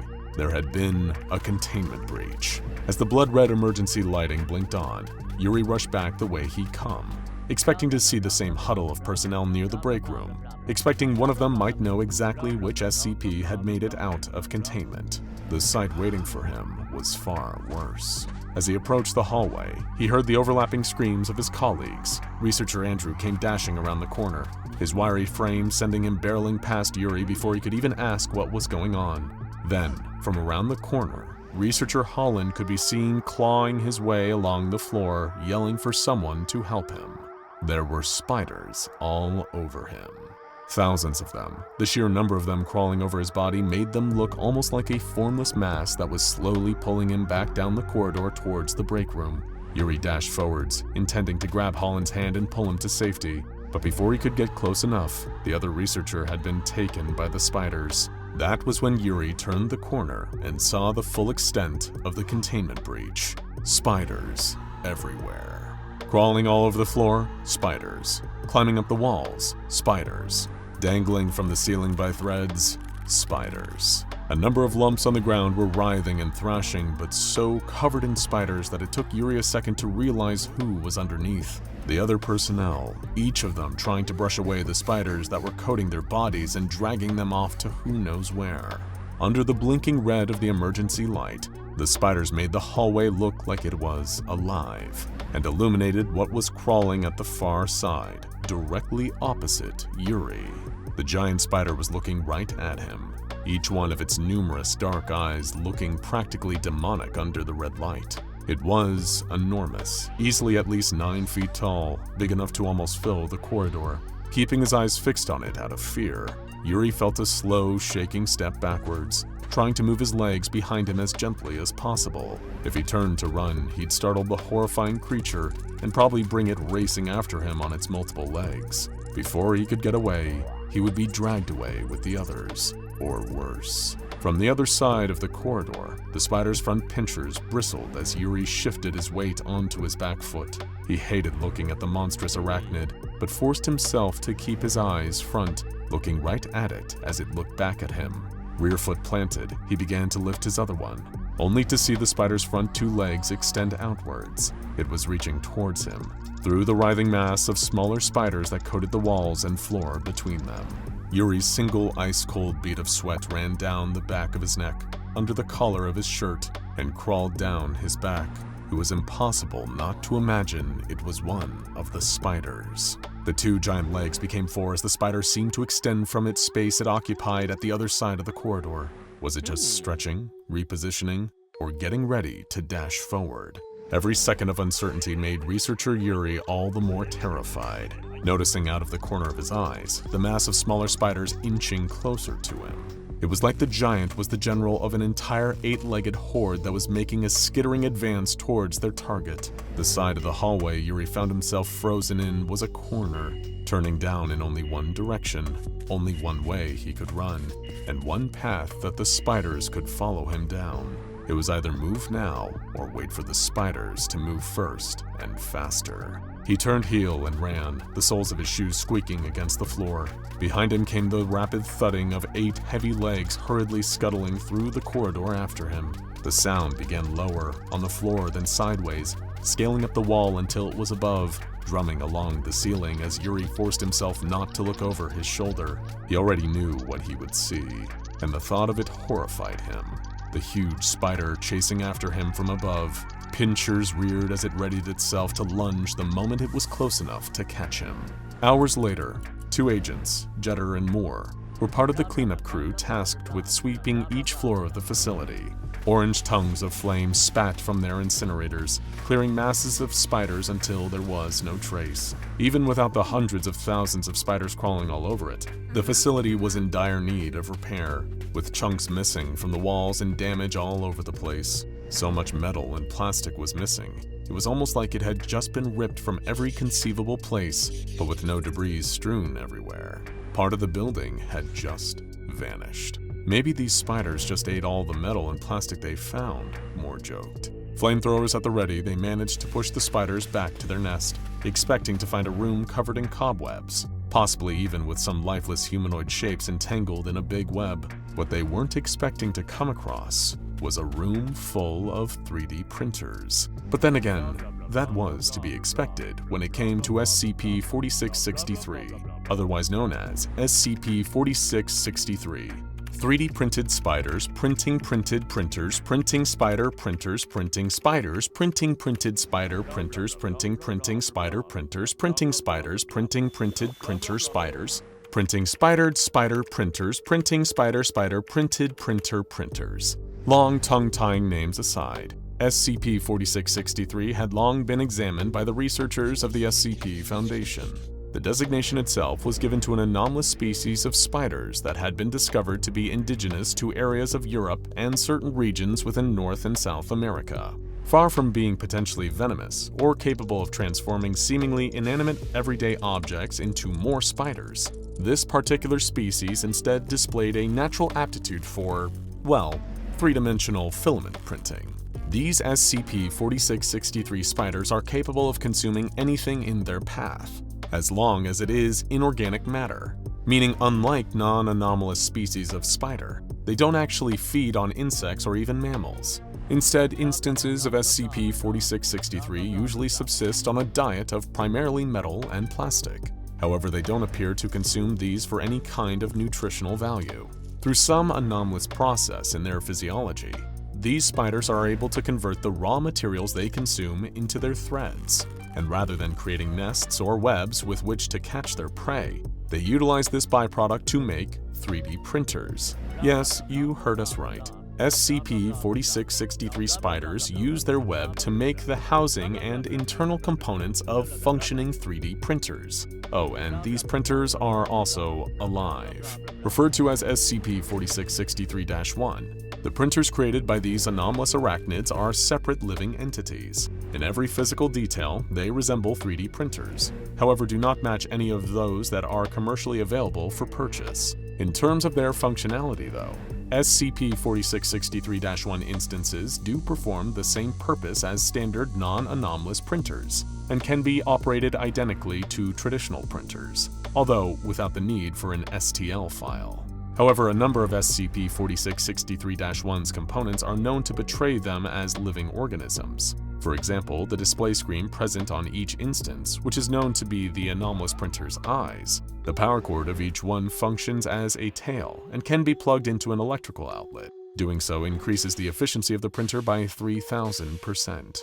The extruder of an SCP-4663-1 functions as intestines for processing and then removing material, as well as providing the printers with a crude method of transport. The component that is responsible for spooling the filament is replaced by an organ much like a stomach, and can store significantly more material than SCP-4663-1 outwardly appears to be able to contain. Additionally, the printer's electrical input and output ports function as mouths. Oh yes, these printers need to be fed in order to work. Normally, it takes a colony of around 25 to 50,000 SCP-4663 instances to create one of these SCP-4663-1 printers. Once the spiders have constructed one of the printers, their next course of action will be to feed the newly constructed SCP-4663-1 instance. This will involve the spiders seeking out any nearby organic material and then depositing it in the mouths of an SCP-4663-1 instance. This can include plant life as well as other living organisms, which are digested and used to create the filament in order for an SCP-4663-1 instance to print. And what exactly do these anomalous printers print? More spiders, of course. This is how SCP-4663 is able to reproduce. As long as a continuous supply of biological matter is fed into an SCP-4663-1, the printer will continue creating new spiders at a rate of 1 every 2.5 minutes. These newly printed spiders will set about eating inorganic matter and creating a new 3D printer, which in turn will print out more spiders, leading the cycle to repeat itself. When presented with an otherwise ordinary 3D printer, the SCP-4663 spiders are also able to convert these standard non-anomalous devices into additional instances of SCP-4663-1. For a time, the SCP Foundation wasn't concerned about the behavior of these 3D printed spiders printing spider printers, keeping them housed in Type 2 containment terrariums. The researchers working on site had even seemingly found a practical application for SCP-4663: waste disposal. The spider colonies were being thrown trash from Foundation facilities, which the spiders would mostly consume, thus reducing the amount of garbage produced on site. However, despite being an unintentional mishap, this led to an incident on the 27th of June, 2018. Given the sheer amount of waste they'd been fed and thus used to make the thread to build 3D printers, one of the SCP-4663 colonies in Foundation containment had reached a population count of over 1 million spiders. Upon reaching this number, the anomalous spiders became frenzied and began pushing their numerous 3D printers toward each other. Once these SCP-4663-1s were close enough to each other, the spider colony began consuming their containment unit itself for raw materials. The printers were then able to create a much larger instance of SCP-4663, dubbed SCP-4663-2. This giant arachnid was over 9 feet in height and, upon its creation, promptly began to attempt an escape from Foundation containment. SCP-4663-2 seemingly acted as some form of leader for other instances of the anomalous spiders, or possibly even some kind of queen, given its ability to create 1,000 SCP-4663s in a single second. These newly created versions of the spiders were around 6 times larger than the average SCP-4663 instances, many of which were composed of varying combinations of inorganic and organic matter. This was owing to the fact that while traversing the Foundation facility housing it, SCP-4663-2 was also able to use any surrounding material it came into contact with in order to create these other spiders, as well as fashioning itself additional legs and more new SCP-4663-1 3D printers as well. Eventually, the larger SCP-4663-2 spider was captured. It had seemed to be heading towards a separate SCP-4663 colony in an apparent attempt to merge with them and add those spiders to its army. Following this breach, none of the SCP-4663 colonies that the Foundation keeps in containment are allowed to have a population bigger than 500,000. The creature let out an unmistakable squeal of rage as stimulus Y-835 took effect. Dr. Christensen pressed his face up against the glass, eager to see the results. It had to work this time. It simply had to. He was certain that this attempt would make all the other failures worth it, and he'd once again prove the Foundation's faith in him to be well placed. SCP-5683 shrieked a loud, insect-like sound, that would have normally made the blood run cold of anyone that heard it. But to Dr. Christensen, it was like music, a monster's dying fanfare to mark his success. Soon he'd be the researcher who neutralized not one, but two tenacious, highly adaptable anomalies. The senior researcher could feel his heart racing as the deadly giant spider started to twitch, then burst into two identical entities. The pair of arachnid anomalies had reacted much like the results of the tissue sample tests conducted earlier, dividing into two separate organisms. Christensen held his breath. The tissue samples had destroyed each other, attacking and injecting the other with lethal doses of venom. Surely, he reasoned, duplicating SCP-5683 into two would have the same result. His heart sank as he watched one of the spider creatures, the duplicate, perish almost immediately. As it often did when presented with human prey, SCP-5683 attacked using its mandibles and impaled its copy with its front legs to pin it in place. The clone had bitten back, with Dr. Christensen already knowing that would have granted SCP-5683 an immunity to its own venom.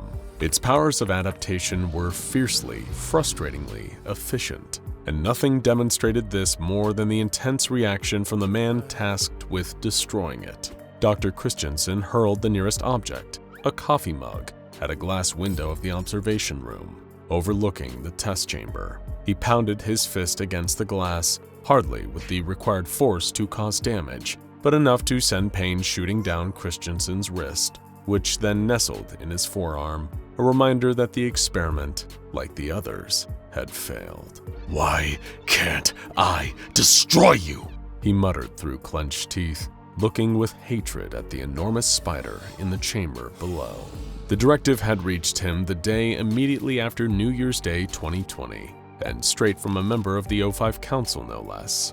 Their message expressed how impressed the Council was with Dr. Christensen's success with the Doomsday Clock project, and how favorably his name had been mentioned in Council meetings. This boded well for the ambitious Foundation doctor. He'd been hoping to snag the director position at Site-04 now that Director Bray had retired. But there was one more test from the O5 Council. They wanted Dr. Christensen to use the knowledge garnered during his previous success to solve the SCP-5683 problem. If he could successfully complete that assignment, it would be his ticket to being promoted. With the comfy role of site director and all its perks in mind, Dr. Christensen accepted the assignment from the Council to deal with SCP-5683. SCP-5683 was quite the beast, not an anomaly for those with intense arachnophobia. The huge spider-like organism was extremely hostile towards humans and had to be kept in a constant state of medical sedation.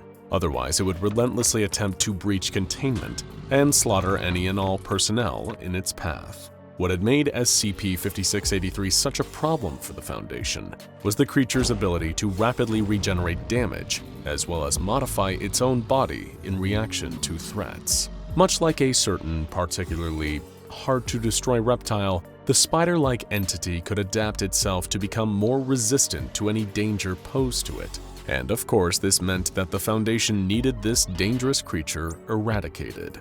The frequent containment breaches and sheer number of casualties caused by the arachnid anomaly were significant enough to cause an increasing drain on the SCP Foundation's resources. So, with the termination order coming from the very top, the O5 Council themselves, Dr. Christensen was tasked with overseeing the neutralization of SCP-5683. During an initial deliberation, Dr. Christensen met with researcher Miles and Hall, junior researcher Silva, and security chief Ade to discuss earlier attempts to terminate SCP-5683. The new head of the termination project was perturbed to learn that the research team had little in the way of useful information to offer, beyond what the Foundation already knew about the creature. But Christensen decided some basic stress testing would at least be a start. After a successful tissue sample test, wherein some of SCP-5683's genetic material was incinerated, Dr. Christensen tried to simply destroy the spider with fire. An understandable response, to say the least, However, exposing SCP-5683 to temperatures of 850 degrees Celsius for just 30 seconds didn't quite yield the easy victory he had hoped for. The arachnid thrashed about and screeched in reaction to the heat, only to rapidly develop a form of armor plating covering its entire body. The armor was comprised of an unknown, unidentifiable substance, but it was enough to prevent SCP-5683 from combusting. Reconvening with the rest of the team, Dr. Christensen hid his pride, assuring everyone he was just trying to establish a baseline during the previous test. Of course, he hadn't believed that terminating SCP-5683 with fire would be a success, or so he claimed, hiding how much he'd longed for an easy solution so he could snatch up the vacant Site-04 director position. But to ensure the others, Christensen explained that he'd requisitioned some anomalous materials from the O5 Council that they'd be using in their next termination attempts. Nothing that was anomalous enough to require containment, but toxic enough that they presented a few options for destroying SCP-5683. Just for logging purposes, sir, may I inquire about the specific substances we're shipping in? Junior researcher Sylvia had asked. Of course, Y220, Y835, and Y43. Dr. Christensen quickly recounted them all from memory. I'm told they should be arriving within the week. I expect each would be enough to do the job, but it's best to hedge our bets. This spider doesn't compare to the lizard, I'll tell you that. Junior researcher Silva seemed to take an interest in what Dr. Christensen had just alluded to, his previous work with the lizard. He probed further about it, and Christensen gave a solemn response. The aspiring Foundation doctor recalled an incident from a few years earlier during his experimentation with SCP-682. Some of the methods Dr. Christensen had opted to employ in an attempt to destroy the hard-to-destroy reptile had led to a severe containment breach. When describing it, he used the word unpleasant, perhaps out of guilt at how many personnel had lost their lives due to his actions. Brushing the topic aside, he assured the team to get on with testing the new anomalous stimuli on SCP-5683. Stimulus Y220 initially showed some promise. During a tissue sample test, it successfully converted part of SCP-5683 into glass, which then violently exploded, leaving nothing behind. But attempts to use it to neutralize the creature itself quickly quashed those promising results. Within 9 seconds of being exposed to Stimulus Y220, SCP-5683's body rapidly turned to glass. Around 80% of its arachnid mass proceeded to explode, shattering in all directions, sending clear shards showering over the testing chamber. As he watched, Dr. Christensen allowed himself to believe that this was mission accomplished, that he'd successfully terminated SCP-5683. But his celebration was premature. The spider quickly began reconstituting itself, its body regenerating within the space of 30 seconds. After testing with both stimuli Y220 and Y835, Dr. Christensen's frustration seemed to be increasing with each failed attempt. He knew his promotion was within reach, and as far as he could remember, he'd done good work with damaging SCP-682. Why should eradicating this anomalous spider be any different? However, it was a test with stimulus Y436 that enraged the ambitious doctor. Expecting the anomalous stimulant to turn SCP-5683 into a fine mist, Christensen watched as the creature's body vanished, literally vaporizing, changing states of matter to little more than water in the air. Suddenly, every light in the facility powered off, plunging the testing chamber into darkness. When the lights came back on, SCP-5683 was standing on all 8 legs, right where it had been missed only 3 seconds earlier. The research team had gathered for another mediation, and Dr. Christensen's anger still hadn't subsided. He kicked a chair to emphasize his frustration, alarming junior researcher Silva, who urged him to calm down. After eventually cooling his temper, Christensen made an announcement that caused even greater concern to spread amongst the team. I'm requisitioning Y910. Researcher Halls and Researcher Miles objected, trying to get Dr. Christensen to realize that the course of this action was excessive, overkill even. But Christensen disregarded them, standing by his latest method for terminating SCP-5683. The Global Occult Coalition had previously used Y910 to poison gods. He felt sure that it would work on one anomalous giant spider. His time was running short. Dr. Christensen was aware that any day now, the O5 Council would be appointing a replacement director of Site-04, and he wanted that promotion. and he didn't seem to care what corners he cut and what risks he took to get there, even if it meant endangering his research personnel. Dr. Christensen declared that in order to save time, he would be bypassing tissue samples to test for termination attempts. The longer it took to terminate the anomalous arachnid, the more his window of opportunity closed, and the further the director position slipped from his fingertips. Accepting full responsibility for the reckless decision and anything that might go wrong, Dr. Christensen wanted to use Stimulus Y910 directly on SCP-5683. He urged the research team to make the necessary preparations, unaware of what his decision would lead to and the chaos it had already caused. The test was catastrophic, so much so that it caused a containment breach. With SCP-5683 loose and scuttling about the facility on its multiple legs, Dr. Christensen and junior researcher Silva were forced to rush to the secure bunker on site for safety. Christensen was in a state of panic until he noticed something, and not for the first time either.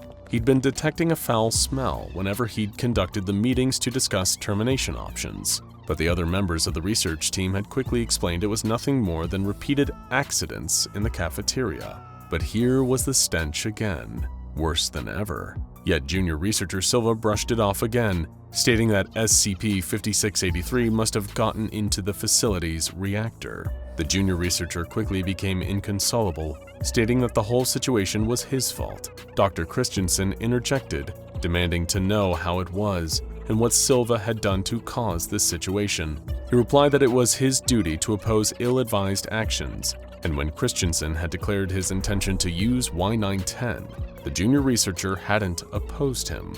Shifting the blame from himself onto his subordinate, Dr. Christensen chastised Silva over how many personnel had died because of the junior researcher's refusal to do his job, ignoring that it was Christensen's own ambitions that had led to the current chaos. Refusing to be made a scapegoat, Dr. Christensen vowed to pin the full culpability for SCP-5683's containment breach onto junior researcher Silva, saying he'd tell the O5 Council the so-called truth about what had happened. But Silva pointed out that there wasn't much of a likelihood that the bunker would survive the reactor overloading. He urged the ambitious Foundation doctor to admit some responsibility of his own for what had happened, but Christensen refused. Suddenly, there came a thunderous banging at the bunker door. A debilitating pang of fear struck Dr. Christensen, causing him to scream and retreat from the entrance, yelling "No" and "Please," as if he was pleading with the universe itself to spare him from the spider. Junior researcher Silva walked over to the bunker door just as strong arachnid legs tore the heavy steel bulkhead off its hinges like it was made of little more than wet paper. There was SCP-5683, the enormous spider skittering into the bunker, screeching all the while. Silva had put himself between SCP-5683 and the ambitious Foundation doctor, whose hunger for a promotion had led to all this carnage. The junior researcher announced his noble intention to sacrifice himself, occupying the creature while urging Christensen to run. The doctor shoved Silva towards the spider and prepared to run, then all of a sudden, SCP-5683 vanished. Junior researcher Silva told Dr. Christensen he was disappointed, before researcher Miles, researcher Hall, and security chief Ade all entered the bunker through the torn open hole where the door had been. Christensen questioned where SCP-5683 had gone, to which Silva explained there was little reason to keep a dummy around once it had served its purpose as a substitute. "You mentioned you worked with the lizards, sir," the junior researcher recounted, "that there was a containment breach. If you don't terribly mind me asking, how did you escape that situation? It seemed quite lethal, didn't it?" Afraid and confused, Dr. Christensen asked where he was. Hall and Miles urged him not to ask questions he already knew the answer to. Silva explained who they all were, a jury, specifically Dr. Christensen's jury, and according to them, the ambitious doctor had disgraced himself again.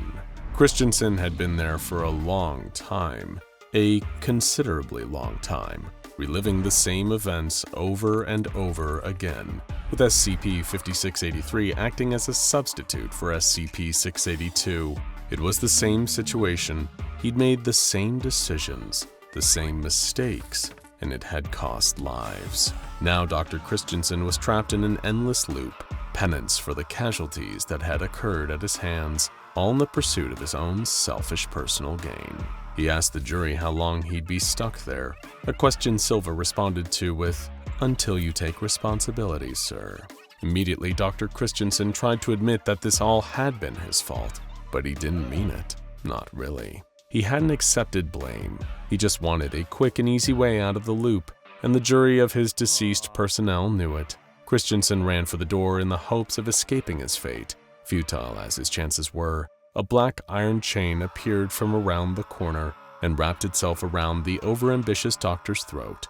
Ignorant of his pleas for forgiveness, saying he was sorry wouldn't bring back the people who died in service of his aspirations to becoming a site director. The chain dragged Dr. Christensen through the facility at such a speed that he collided with every wall and every corner as he turned sharply, being pulled along the floor. But that and the walls quickly crumbled away, revealing a sight that made Dr. Christensen start screaming that it wasn't his fault, and he never really stopped. What followed involved a great deal of blood and fire. Once it was over, it left behind the same awful stench the doctor had smelt before, and he'd soon be smelling it again too, as the cycle repeated itself. The directive had come straight from a member of the O5 Council. They were impressed with Dr. Christensen, and the ambitious Foundation doctor had been hoping to snag a director position at Site-04. But there was one final test for Dr. Christensen to solve the SCP-5683 problem. There's been a strange phenomenon sweeping central Germany. While the true extent of its influence is still unknown, it seems to have been going on for quite some time now, usually in irregular intervals. If you were to head down to any of the towns within the affected region for a visit, the chances of you noticing anything out of the ordinary would still be rather low. But then again, if you're in the wrong place at the wrong time, it's entirely possible you could witness an occurrence of SCP-3023, every arachnophobe's worst nightmare. One terrifying incident happened at a baseball game held during the height of the summer. With the scorching sun hanging high above a stadium packed with eager fans, the home team was neck and neck with their longtime rivals from the next town over. As the players took to the field after a changeover, everything hung in the balance. The home team's coach had made a bold change, sending out a new baseman, a young man named Jenik Denke. He was a rookie, untested, but the team's strongest veterans had been doing their best through the whole first half of the game, and still, the scores were almost tied. And so Janik stepped up to the base, unaware that making the next catch would change his life forever. The crowd was silent, the tensions flattening their cheers and chants to a low murmur as the rival's heaviest hitter stepped up to the bat. He was a behemoth. Arms twice the size of the baseball bat he carried over his broad shoulder, striding up with confidence as he readied to swing, watching and waiting. A bead of sweat rolled down Janik's forehead, dropping down the bridge of his nose. He couldn't tell which was making him sweat more, the heat of the sun or his own nerves. His teammate at the pitcher's mound lifted a leg, the baseball in hand. If he gripped the ball any tighter, his fingernails might have splintered and got lodged in the white synthetic leather wrapped around it. Janik stared, not even bothering to wipe away the drops of sweat in his eyes. As his teammate's throwing arm reeled back and hurled the ball forward, it felt like time itself had slowed down. The rival team's batter swatted the baseball out of the air with an earth-shattering crack that sent the ball speeding through the air. Janik dashed to catch it, his mitt outstretched. The ball was careening back down to earth like a white and red meteorite, almost moving fast enough to burn up on re-entry as it hurled through the atmosphere. Janik could feel his heart rattling against his ribcage as every instinct told him he'd never make that fateful catch. In a final act of desperation, he leaped off the ground with every ounce of strength, and all around him the crowd exploded with the thunderous sounds of overjoyed applause. The mighty force of the weighty cork ball was like catching a punch in midair, the tremors of the impact rippling down Janik's arm. He felt that first, before realizing that the ball was now lodged securely in his hand. He'd done it. He'd made the catch. The batter was out. But before he could even react in celebration, it happened. His arm recovered from the initial shock of the catch just in time to feel the lightning-fast flurry of small legs scuttling over his skin. Barely able to catch his breath, the last thing Janik saw was something that used to be the baseball, hurriedly crawling up his chest towards his neck. From a distance, his teammates, the fans in the audience, only saw him drop to the turf, flailing his arms trying to brush off something crawling over him as it attacked and killed the young baseman in what otherwise would have been the proudest moment of his life. While that might have been the first time anything like that had ever happened, it certainly wouldn't be the last. Now, have you ever passed by an abandoned building and felt an urge to look around inside? Of course, a lot of us have. But most of us are smart enough to resist the urge. But on the very rare times you and your friends have worked up the courage to explore somewhere like this, you've probably never found anything all that interesting. Then again, you might want to think twice before sneaking past those keep out and condemned signs. Maxie and Iva learned that lesson the hard way when they gained access to an abandoned office block. Maybe they were trying their hand at making a Blair Witch Project-style amateur found footage movie, or they could have been dabbling in some urban exploration. Best case, there might have been a few places of office furniture left behind by the building's previous occupants, something that the removal company forgot to take when the place was cleared out. The pair of them could have just helped themselves. After all, they needed a new folding chair for their apartment, and there was one just sitting there. Trembling through her stifled tears, Iva's phone was shuddering in her hand. The office had been dark, but she was certain the shadowy shape that had taken Maxie didn't belong to a human being. Clamping her hand over her mouth to silence her terrified breaths, she peered out from under the desk, pointing her phone's camera wherever she looked as it recorded. Iva could hear the loud tapping of several metal legs, moving hurriedly around the empty office. The noise would pause at irregular intervals. Every time it stopped, she thought, no, prayed that the creature was gone. But just as Iva went to look, she would hear the same sound, quick, scampering steps, the kind of movements that feel unnatural to look at, that are only possible for things with 8 legs. Perhaps that made it worse. The creature didn't shriek or scream or breathe like you'd expect of some awful monster in a horror movie. But then again, how could it? It had been a chair when Maxie had walked up to it, nothing more than an ordinary folding chair. The patter of metal footsteps stopped again, this time for longer. It had to be gone now, she thought. She gave it another few seconds just to make sure the silence wasn't broken again. Crawling out from under the desk, her phone still in her hand, Iva allowed herself to breathe a tentative sigh, only for that sigh to become a scream as it lunged at her. The chair's seat and back, now the body and maw of an angry arachnid monster. As Iva screamed, her phone caught the whole gruesome sight on camera. You might be starting to see a pattern emerging here. But there's yet another twist in this multi-legged tale. What if these occurrences weren't just random incidents? Sure, they might fall into the freak of nature category like so many other anomalous incidents, but while it's unclear exactly how these particular anomalies come about, could it be possible that something, or someone, is creating them on purpose? Mobile Task Force Alpha 21 were already on the scene in the aftermath of the latest incursion. The Elite Foundation strike team had eliminated the threat. Luckily, it had started life as a phone, meaning they were able to remotely destroy it, causing its electronic components to detonate. Not before it had killed 2 Foundation personnel, though.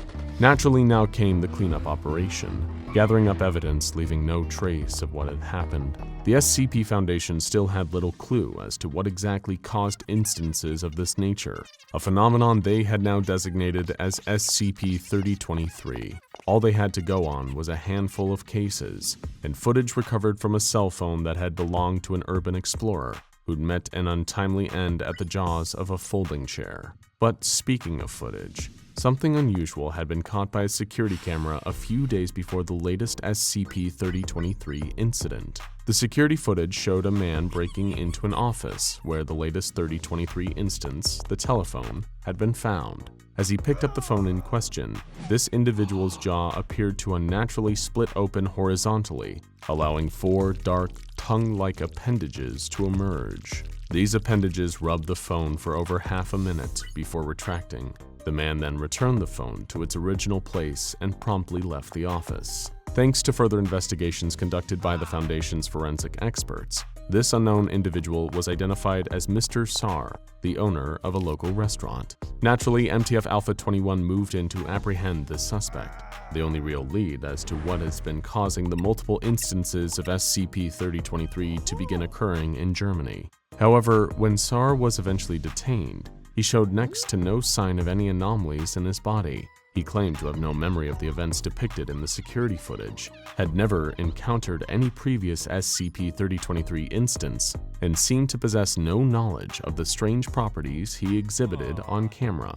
Nonetheless, the SCP Foundation was forced to detain Mr. Sar, although he never displayed any anomalous behavior ever again. Now, you might be forgiven for thinking that, with Sar held in Foundation custody, everyone could breathe a sigh of relief. But sadly, for any arachnophobes watching at home, new instances of SCP-3023 kept cropping up, in even stranger and more horrific fashion than ever before. Imagine you had a headache, and we're talking about a real killer here. One of those power drill to the frontal lobe migraines. Maybe you'd spend too much time glued to a computer screen at work, and all that blue light from your monitor scrambled your gray matter. Or perhaps last night was a pretty wild one, and after a few too many drinks, you were left feeling hungover the next morning.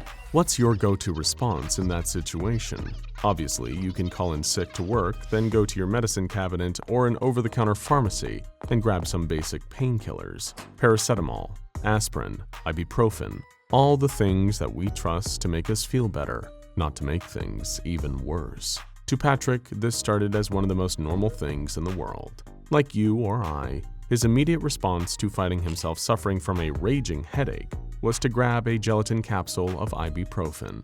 As casually and unsuspectingly as anyone would, he took the pill in hopes of quickly relieving his pain and carrying on with his day, probably even chasing it down with a quick glass of water. Only unbeknownst and unseen to Patrick, something happened the moment that ibuprofen capsule passed through his lips and went towards his throat. Something that stopped it from fully going down his throat, in fact. Much like the baseball, the folding chair, the phone, and who knows how many other unrecorded incidents, the pill had sprouted 8 spider-like legs. At first, it started as a gentle cough, like you'd expect when a capsule gets lodged in your throat. Grabbing a tissue, Patrick gave a few grunting attempts at clearing his airway. There was definitely something in there that almost felt like it was scratching. Not the kind of scratch at the back of the throat brought on by some allergies, the kind of scratching that caused Patrick to cough up blood when he put a tissue to his mouth, the kind of scratching that he could feel moving, crawling around his windpipe. Perhaps if he had more time, Patrick could have raced to the hospital and had whatever was clawing its way around his throat removed safely with that free European healthcare. Unfortunately, the thing that the capsule had turned into just as he swallowed it wasn't that kind. Racked with unimaginable pain, Patrick was writhing and spluttering uncontrollably, his mouth filled with more bile and blood than saliva at that point. The scratching was moving, and not down towards his esophagus towards his stomach. It was going outwards, burrowing through the insides of his neck until it reached his spinal cord. By that time, the little ibuprofen capsule-sized instance of SCP-3023 came crawling out from the back of his neck. Patrick was already dead. Let's say you were aware of this, of all these strange happenings, seemingly ordinary everyday objects turning into angry, aggressive spiders. Obviously, the Foundation might want to have a little chat with you about how you came across such information, but for the sake of argument, imagine you did know. You might think the smart idea would be to leave. After all, SCP-3023 instances are only known to occur in a specific region of central Germany, neatly situated in the middle of Leipzig and Dusseldorf. So you might think that it's time to up sticks and leave that area. Maybe even leave Germany altogether.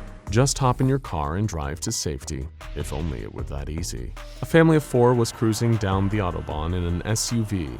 Just another car on the packed highway. Exhausted after hours on the road, Matteo and Nina sat quietly up front, making sure they didn't wake their son and daughter, both asleep in the rear passenger seats. The car was picking up speed, about to pass 70 miles per hour as it gradually carried them home, although it wasn't going to get them all the way back. The screech of twisting metal woke both sleeping kids up screaming, their parents equally shocked at the sudden noise. The car lurched and buckled, like something had collided with it. But this was no ordinary traffic accident. Without any rhyme or reason, the front of their SUV warped itself into the distinctive shape of a cephalothorax, while the rear turned into what looked like an abdomen.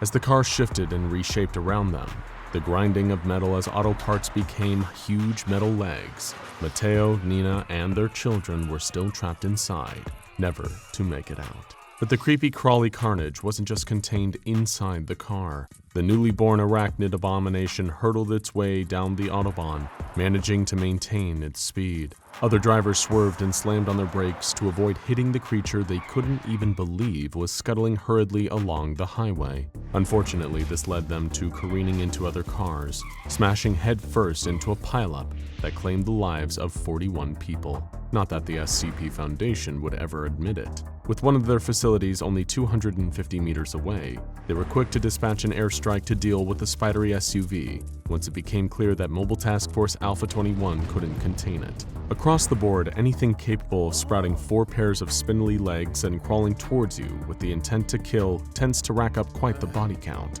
But dealing with bodies are some people's business. That was the case for Lucas, a newly qualified coroner. After passing years of training, he was working with the local police department, performing autopsies and examining bodies to help them with their investigations. Sure, it may not have been the most glamorous profession, but Lucas could sleep soundly, knowing that he'd never get hurt by a dead body. A John Doe, a body that hadn't yet been identified, had just been brought in after police had found him on the side of the road. Lucas thoroughly washed his hands, put on his gloves and scrubs, along with the rest of the autopsy team. He'd sat in on at least a dozen of these procedures, studied the relevant process and techniques. Everything had prepared him for the job of figuring out how someone had died. But not even the most experienced medical examiner could be prepared for what happened next. Taking the lead, Lucas began by making the primary incision into the cadaver's chest. It always reminded him of a particular scene in The Thing, where a character's stomach opened up and became a maw of frightening teeth, revealing them to be the titular shape-shifting alien. That thought was quickly shaken away when suddenly, to Lucas's surprise, the body lurched violently on the examining table. Not everyone expects dead bodies to be able to move, and while it might be rare, it's also not impossible. Any number of things can cause someone's remains to move after death. Muscles atrophying or spasming, the body filling up with gas as it breaks down. Of course, any coroner would expect these movements to have subsided by the time someone reaches the autopsy room. Caught off guard by the sudden violent movement, Lucas stepped away, dropping his scalpel. His panting breath warmed his face beneath his surgical mask as he stared for a moment, waiting to see if the body moved again. Certain it would be still now, Lucas wrote the spooky incident off just as a muscle spasm and leaned over to retrieve his scalpel. But while he was crouching, he noticed something strange. It almost looked as if there were a pair of protrusions poking out from under the dead man's skin. Walking around the other side of the table, Lucas found 2 more similar lumps at the body's abdomen, almost as if something was inside, ready to force its way out. Without warning, the John Doe suddenly moved again on the examining table, only this time, it didn't stop. Lucas couldn't believe his eyes. The man's face was still, frozen in the same dead expression, but his arms and legs were thrashing and writhing around as if he was somehow still alive. 4 extra limbs suddenly burst from the sides of the cadaver, and the now 8-legged creature reared itself up, leaping towards a member of the autopsy team. It scuttled and skittered around on its new appendages while Lucas watched in horror. Blood-curdling screams filled the autopsy room as he bolted for the door. Lucas raced down the corridor. The coroner dared not looking behind him while sprinting through the city mortuary. Behind him, he could hear the thudding of the spider's multiple limbs right at his heels. Out of the corner of his eyes, right on the edge of his peripheral vision, he could see the massive legs scuttling towards him. Maybe he would get out, run all the way to safety before the spider was upon him. But how can you hope to outrun something with 8 legs when you only have 2?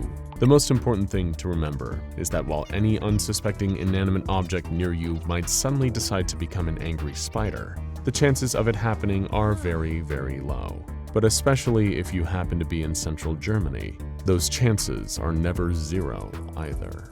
You edge the poolside, chlorine-stenched air filling your nose, the sound of splashing, and lifeguards whistling bouncing off the indoor pool facility walls. The water ripples, family and friends egging you to cannonball in, the pool almost beckoning you to jump with its suggestive waves. Yet there remains an underlying fear, one that brings your hands to your face and causes your teeth to chatter, even as the pool, clear as glass with chlorine, hides no secrets. A monster, some teeth-gnashing megalodon ascending from the depths of extinction, Leviathan curling its barbed tail to strike its prey at any moment, or even some vast, unknowable force, ancient as Earth, hardly comprehensible to human minds, waiting, dreaming to breach the surface. No matter what form this gargantuan, invisible monster takes, you know one thing. Once you jump in, you will not return to shore. You take a moment, recompose yourself, and laugh off the fear. Maybe a product of too much research on the bloop, that deep ocean sound continuing to confound scientists as to its cause. Or maybe too much binging infographics videos on sea monsters, krakens and Loch Ness monsters, mysterious globsters cast onto shores throughout America.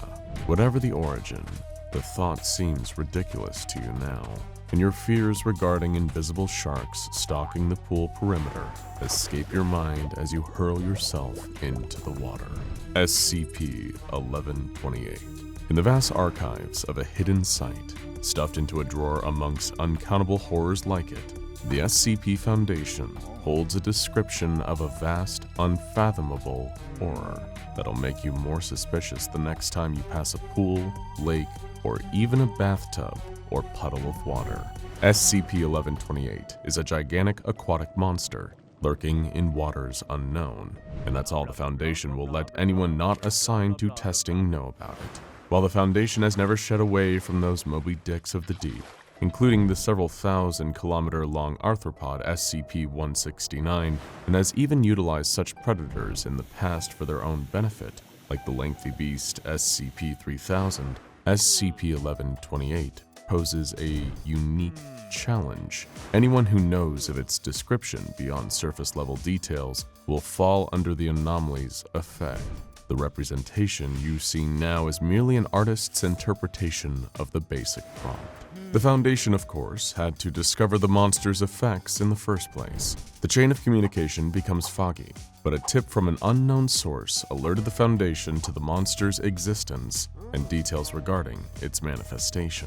One man who had stumbled upon the entity's full description started developing acute thalassophobia, the fear of large bodies of water. Not bodies in the water, mind you. The man refused to relax on the beach or fly overseas, claiming he could see the monster's dark silhouette lurking underwater, ever scouting for him.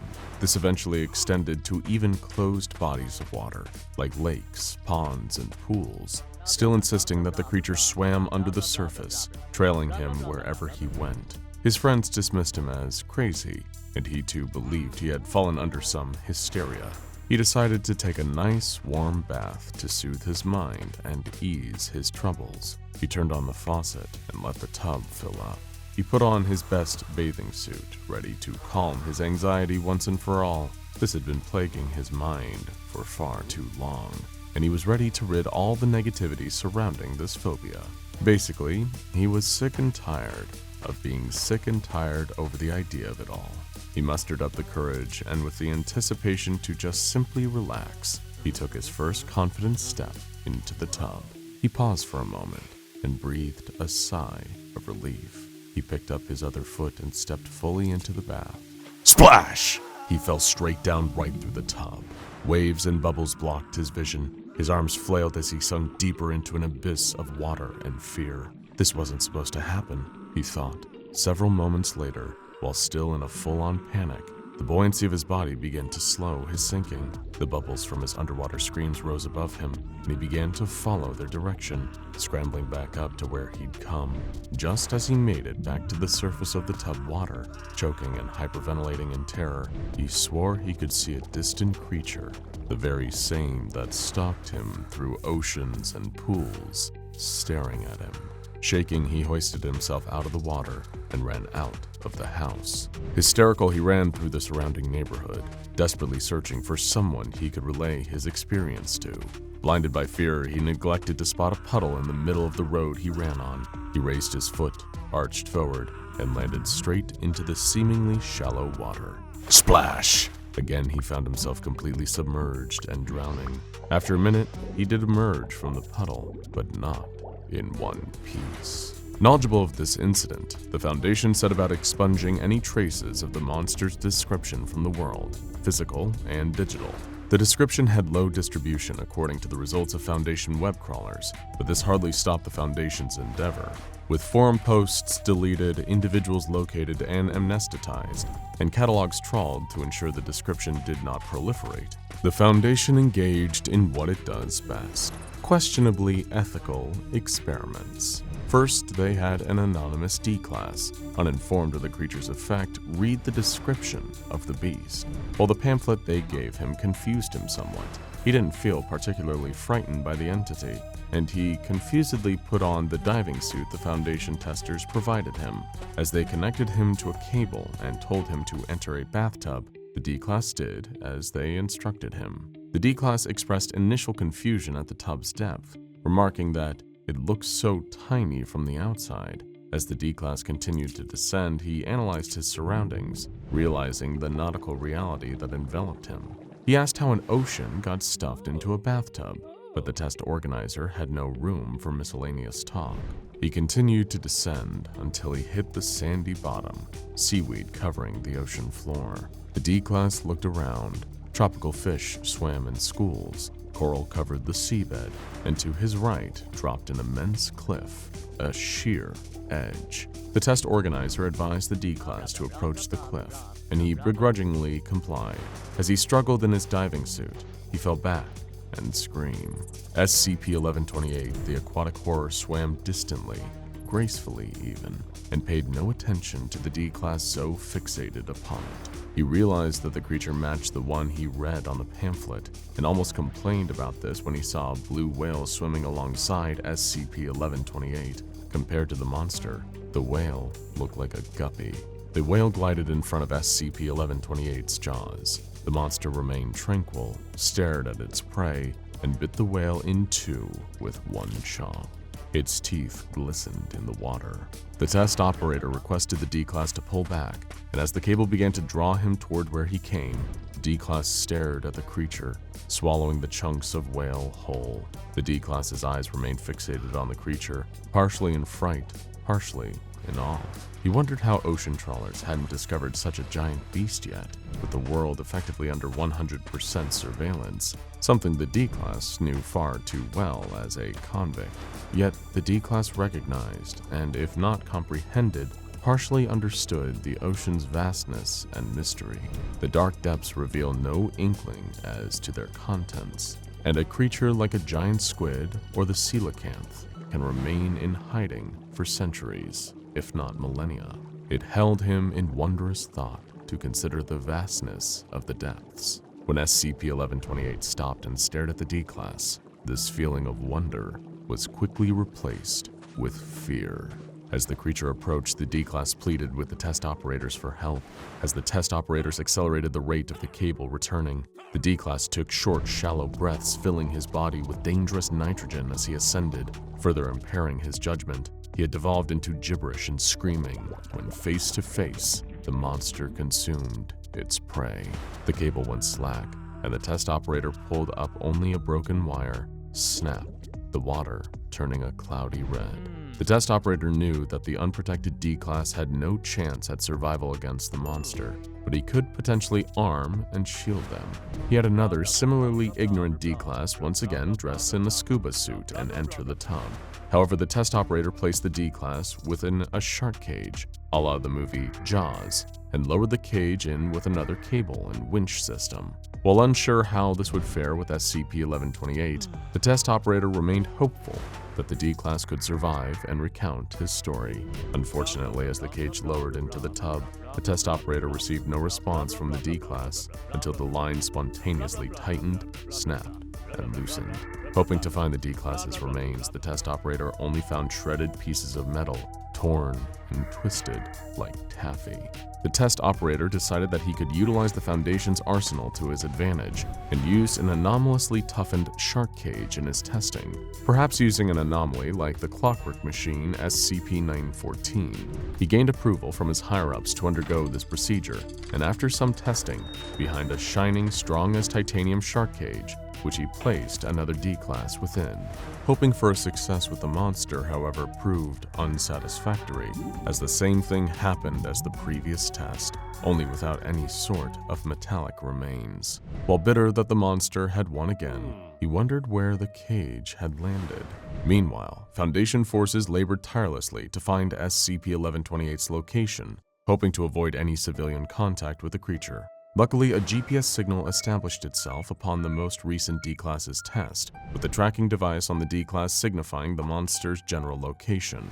The Foundation had redacted the location of the monster, perhaps in a vain attempt to hide a very near threat from potential readers. The Foundation set up a team of only the most talented boaters in its forces, Mobile Containment Force Kappa-12 Sea Devils. Upon arriving at the location, the Sea Devils discovered the previously enhanced shark cage, completely undamaged. However, closer inspection revealed traces of human DNA on the bars, though the Foundation could not confirm whether the DNA belonged to the previously sent D-Class. The test operator, while glad his shark cage survived the monster's attack, still found himself dissatisfied with the overall results of the test. He knew he needed to quell this creature's impact before a large population viewed it or knew of it, but the horrible beast had evaded all attempts at peaceful interaction. Perhaps with a madness not unlike Captain Ahab yearning for the death of his white whale, the test operator armed a D-Class with a specialized weapon, designed to deal with aquatic threats promptly. This weapon, potentially another of the Foundation's precious arsenal, could potentially harm, if not kill, the creature. While he knew the Foundation's mission statement forbade unnecessary destruction, the test operator felt it may turn necessary if matters turn any worse. Thus, he sent his armed D-Class through the tub once more, ready to engage the beast in combat. The attempt, as one may expect, did not last long. The D-Class, upon spotting the creature, aimed his weapon at the monster and attacked it, but rather than drive the creature away, it only turned intently upon the D-Class, as if it desired a fight. The D-Class barely managed to scrape SCP-1128 before the creature devoured the D-Class, leaving the test operator once again empty-handed. Defeated and without any more resources to deal with the beast, the test operator ceased his attempts at besting the creature and followed the Foundation's more cautious approach, expunging any publicly found descriptions of SCP-1128 as needed and diverting any vessels away from the anomaly's exclusion zone, as maintained by the Sea Devils. While the creature had proven treacherous in unexpected situations prior, engulfing the man who first heard the creature's description in a rain puddle, researchers could hardly expect what would transpire. A D-Class, afflicted with the monster's effect and observed for testing, avoided all bodies of water as required. Eventually, however, the D-Class needed to interact with some kind of water, drinking water. In a choice between a little water exposure or certain death, the D-Class felt inclined to choose the former. He filled his cup with water and, for fun, placed his finger into the cup, dropping it into the water. SCP-1128, unseen from the outside, violently pulled the D-Class through the cup into its watery domain. The D-Class had not a chance to scream. This alarmed containment staff, now cognizant that even the tiniest specks of water could transport an afflicted person into SCP-1128's ocean territory. This proved particularly strenuous when a new report of a potential SCP-1128 manifestation arose. An old woman, isolated with her cats and knitting supplies, found an article online with a description of the monster. Frightened and disgusted by what she read, she closed the article and continued on with her monotonous life. Such a life would take a turn for the worse, however, when she too developed that all-encompassing water-based fear. Her apartment overlooked an outdoor pool, and one day, looking outside, she swore she could see that same dark silhouette as the man did, lurking in the water among kids and parents playing. She swiftly closed the window curtains and taped the seams shut, allowing no light to peek through. Eventually, this paranoia affected her hygiene, neglecting showers and baths for fear of the creature's wrath. She swore she could see the silhouette in any individual droplet of water. Her skin began to flake as she avoided water as much as humanly possible, cracks developing on her arms, legs, and face, inflaming into rashes and itches. Her scratching further increased the flaking. She even eliminated water from her diet, sealing the faucets with duct tape and consuming exclusively orange juice. She threw out her cat's water bowls, dehydrating them. They pleaded with her as she continued to devolve, avoiding any contact with the outside world, even as it attempted to contact her. Eventually, a concerned neighbor contacted the local police concerning the situation, and the case caught the Foundation's radar, recognizing the symptoms of a potential SCP-1128 infection. A mobile task force disguised themselves as civilians to enter the apartment building and potentially interfere with the woman's condition. They entered the complex, climbing up the stairs with barraging equipment for forced entry, as would prove necessary to use to enter the woman's apartment. She had nailed the door shut with wood and sealed the cracks along the sides with plaster in an attempt to keep out any water vapor. She had similarly blocked the window with wood planks. A horrid miasma of dead skin and citrus filled the apartment, the old woman soaking it in, ever avoiding the dreaded monster. The Foundation task force attempted peaceful entry, knocking on the door and asking if anyone lived in the apartment. The woman couldn't speak if she wanted to. Her throat had dried to near silence, save a croak. Suddenly, the task force and the woman heard a rumbling noise outside. Thunder, rain. The woman panicked and yelped, "Don't come in here," in a froggy voice. The task force eventually decided they needed to use their equipment and entered via barrage. The door collapsed and an immediate dense air clogged the task force's sight, blinding and choking them. The woman shrieked and backed against the window inadvertently. The task force insisted they were here to help the woman, but she simply heaved heavily, saying something unintelligible in that dry, cracking voice. The rain began pounding on the window, patter, patter, patter, as the task force attempted to gain hold of the woman. She resisted their movements, moving around the room while the task force intentionally avoided violent confrontation. The rain grew in its intensity as the woman continued running around her apartment, tripping over her starved cats. Eventually, she fell back onto the window, at which the boards blocking it fell onto the floor, exposing the pouring rain fully. She screamed as she saw the silhouette of the monster staring at her in every individual raindrop. One drop landed on her skin, and she violently vanished, pulled into a minuscule speck of water. The task force collapsed from exhaustion, perhaps dreading their inevitable amnestic treatment following exposure with an SCP-1128 afflictee. Yet they couldn't help but wonder what the old woman saw in a single speck of water that could cause that degree of fear and paranoia. The kind of fear only caused by entire oceans condensed into a single droplet.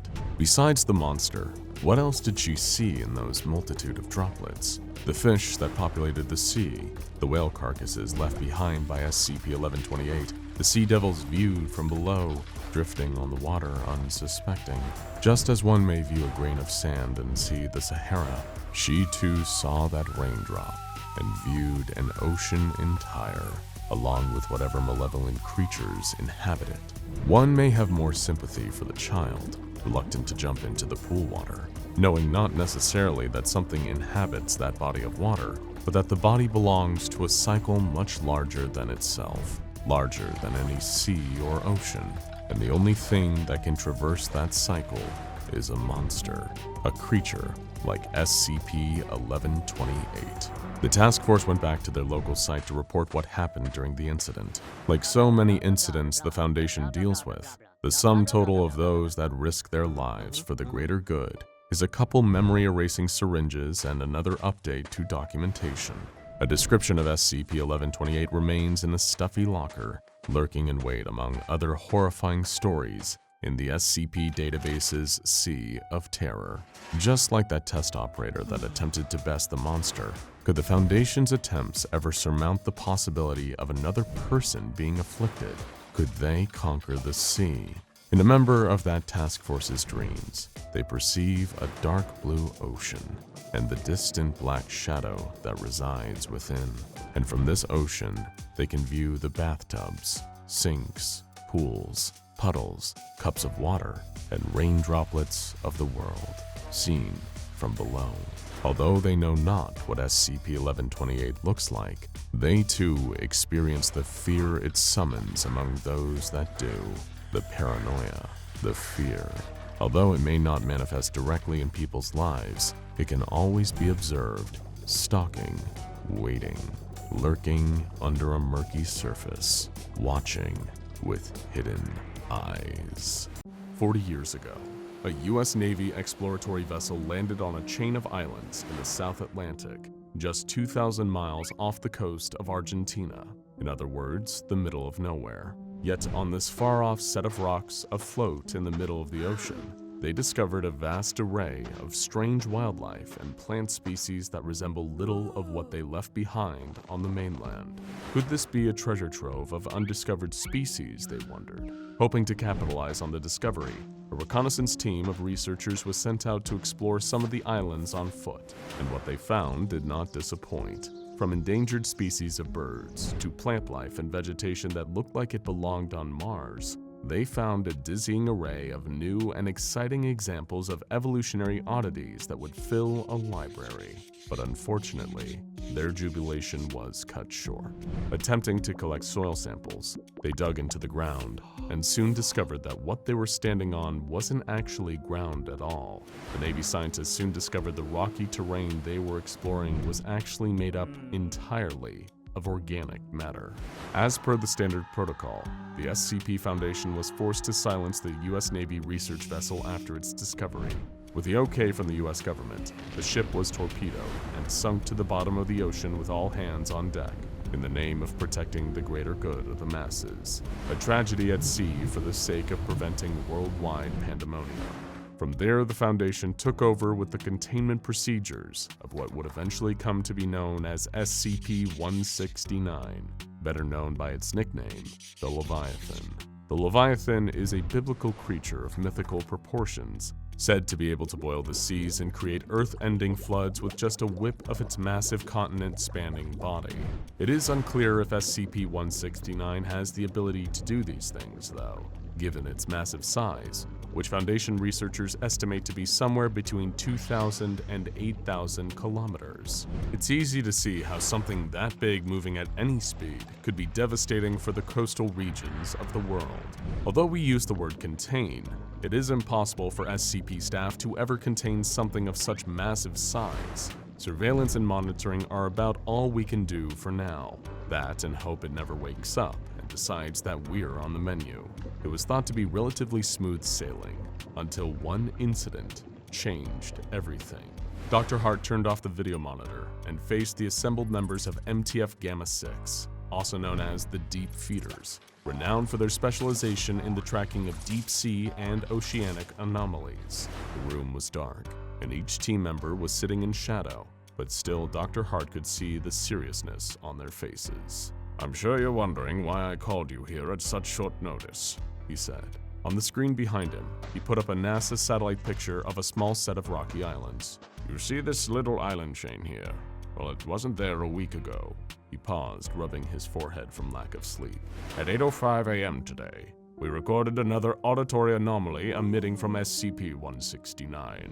This one was much louder and longer than the one recorded in 1997 by the National Oceanic and Atmospheric Administration, the one known as the Bloop. Back then, it was easy to brush off as some ice breaking off of a continental shelf and scraping against the seafloor. It's not so easy to cover up anymore. These auditory emissions from SCP-169 are beginning to grow more frequent. More than that, increased seismic activity around the archipelago on the creature's back indicates that the rate at which the creature is breathing is also up. Typically, the rate at which the creature takes what we are assuming to be a breath is once every 3 months. The rate has increased to once every 3 weeks. For as long as we've been monitoring SCP-169, it's been adrift along the southern Atlantic, never moving more than a kilometer a week. that behavior is slowly beginning to change. It doesn't sound like much, but something that big, even moving just a fraction of that faster, means 100-foot tidal waves for the entire South American coastline. We fear the creature is showing signs of waking up. If this is true, it could mean a cataclysm for the hundreds of nations around the world. Millions, hell, even billions could be wiped off the face of the earth if this thing just flips its body too fast in the wrong direction.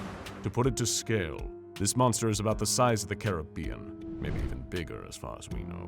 The doctor then pulled out a decanter of whiskey and poured himself a glass, swallowing the entire pour in one go, in an appalling breach of workplace professionalism. Seriously, an XK class end of the world scenario is still no excuse for drinking on the job.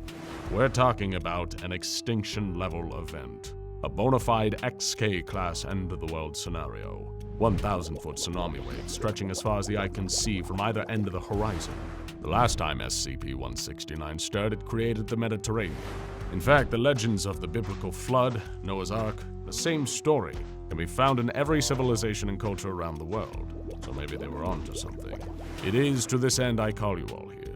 To save the world from the next great flood. He paused for a moment as the room took in the gravity of the situation. The more we can learn about SCP-169, the better. And right now, we know squat.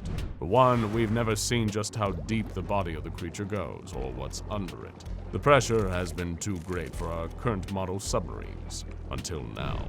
After reinforcing our Nemo-1 deep-sea submersible with thaumaturgical runes, the integrity of its hull has increased exponentially. Your mission will be to travel as far down and as close to the creature as possible. If it breathes, then there must be gills or lungs. There must be some basic biological facts we need to understand if we're going to survive extinction. Our only recourse is to find a way to sedate the creature, and if that doesn't work, then God help us all. Just 12 hours later, deep in the waters of the southern Atlantic, a massive submersible ship was diving down into the depths of the deep ocean, looking for a way to stop the end of the world. Agent Ja-6-1, a member of Deep Feeders, looked out of the massive viewing port as the ship slowly descended alongside the rocky trench that made up the body of SCP-169. Behind him was Dr. Hart, sporting a white 5 o'clock shadow and a red nose from a night of drinking to calm his nerves. The entire crew were silent in awe as the giant floodlights of the ship brushed over the barnacle-covered surfaces of the undersea mountain. They progressed slowly, reaching each milestone in depth with caution, knowing that one wrong move could destabilize the pressure in their ship. Ja-6-1 murmured the word, "Scales." "What?" asked Dr. Hart. "I've been watching the patterns of the ridges as we sink down. They look like scales. Giant segments. It's hard to see at first because they're so covered in barnacles and sediment, but I'm sure of it. They're giant, armored scales, the way lobsters or crabs have armored exoskeletons." "Interesting," the doctor said, scratching his chin. "Arthropods have segmented armored bodies. This means we might be looking at some sort of evolutionary hybrid, some sort of aquatic mammal such as a whale or dolphin, but one that has developed armored segmented scales similar to that of a crustacean." The doctor crossed his arms to think. "The closest thing we have on the fossil record of this magnitude is an armored fish from the Cretaceous period, but even that's way too small to compare to this. This thing has an entire ecosystem on its back." "How old is it?" asked the agent. "Well, now that you mention it, given the impossible age of the creature, an arthropod would make sense. Lobsters and other crustaceans don't age conventionally, you see. They are effectively immortal. In fact, they actually die because they continue to grow until their bodies can't hold up their humongous size anymore. And yet, SCP-169 just kept growing." The doctor trailed off, thinking to himself. Dr. Hart, still lost in thought, turned to walk to the back of the submersible as Ja-6-1 followed. He said as much to himself as to the agent, "The creature is old. The geological survey conducted when SCP-169 was first discovered carbon-dated the specimen to over 541 million years old. As you can probably surmise, that's too old for any living being. The results had to be incorrect, and yet I checked them myself more than once. And numbers do not lie. The entity predates our civilization. Hell, it predates complex life forms on this planet as we know it. From an evolutionary standpoint, it doesn't make any sense." The agent, confused, asked, Doctor, how could something so big even come into existence? Very little of our planet is actually landmass. It's a wonder we call it Earth. Most of this planet is water. We aren't looking at a creature that's on our planet, Agent. We are on its planet. Just then a flurry of alarms and sensors began to go off at the bridge of the ship. The team scrambled to their stations, checking off monitors and shouting readings to each other. The ship's thermal sensors are detecting a massive rise in temperature, transmitting power to cooling systems. We have activity northwest of our location. Sonar has something big headed our way. We need to dive now! The ship lurched forward, nose first, as everyone on board held on to their seats, the restraints keeping them from falling forward. Just outside of the viewing port, Dr. Hart could see an enormous scaled appendage moving fast in their location. We need to steer the ship clear of the Talons. Revert all power to the thrusters. Get us out of the way, the doctor yelled. Don't you think I'm doing that? The captain shouted back. The ship jolted sideways and downwards as an immense wave of pressure came over the submersible, putting 6 Gs of force on its occupants. Zhe 6-1 yelped out of fear as the ship came close to crashing into what appeared to be the edge of a titanic talon, the size of the Empire State Building. Following the encounter, the part of the ship bordering the reinforced glass of the viewing port began to glow bright red. It's boiling the water around us, one of the crew members cried out. It's not boiling anything, it's just cavitation due to the pressure reduction in the water. The updated runes on the ship's hull should keep us safe, we just need to cool our heads. Stay focused on the mission, bottom feeders. After several moments of holding their breaths, the crew of Nemo 1 began to relax as their pace returned to a slow descent along the side of the underwater behemoth. Before long, the vessel was no longer traveling straight down, but starting to curve under the creature, traveling north towards the theoretical head of SCP-169. After several hours, the ship came upon giant fissures in the rocky exterior of the creature. These massive vent-like structures appeared stiff, but slowly they opened and closed over the span of weeks. These were the respiratory organs of the organism.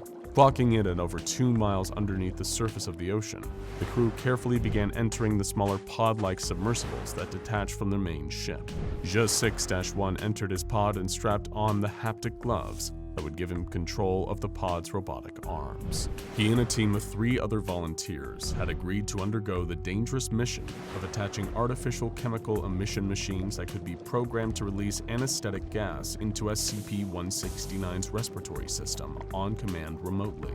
The emission machines could be refueled manually whenever the contents ran out. It was an ingenious solution Dr. Hart came up with when thinking of his time studying sharks as a marine biologist. They would tag the fins of sharks by capturing them and bringing the specimens on the deck of their boat. From there, the scientists would drill a radio frequency emitter onto the fin of the shark. When he had first seen this practice as a young college student, Dr. Hart was afraid the process was harming the shark, but later he learned it was designed in a way to not be harmful to the specimen, and eventually the tag would fall off after enough data on the shark's movement was collected. Except these tags would not be falling off, he thought. They could not. For the sake of all mankind, this had to work. The doctor pressed a button on the receiver of the radio and spoke. Zhe 6-1, what's your status? Pressure's holding, all signs look good. Zhe 6-2, pressure's holding, all good. Zhe 6-3, all clear, Captain. Zhe 6-4, there was silence. Zhe 6-4, do you copy?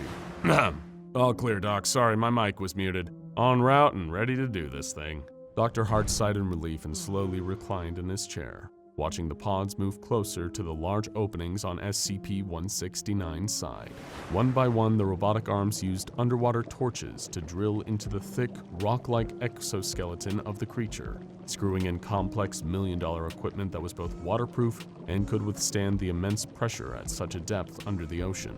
As the minutes turned to hours, Dr. Hart couldn't help but feel anxiety for the safety of his crew and the success of the mission.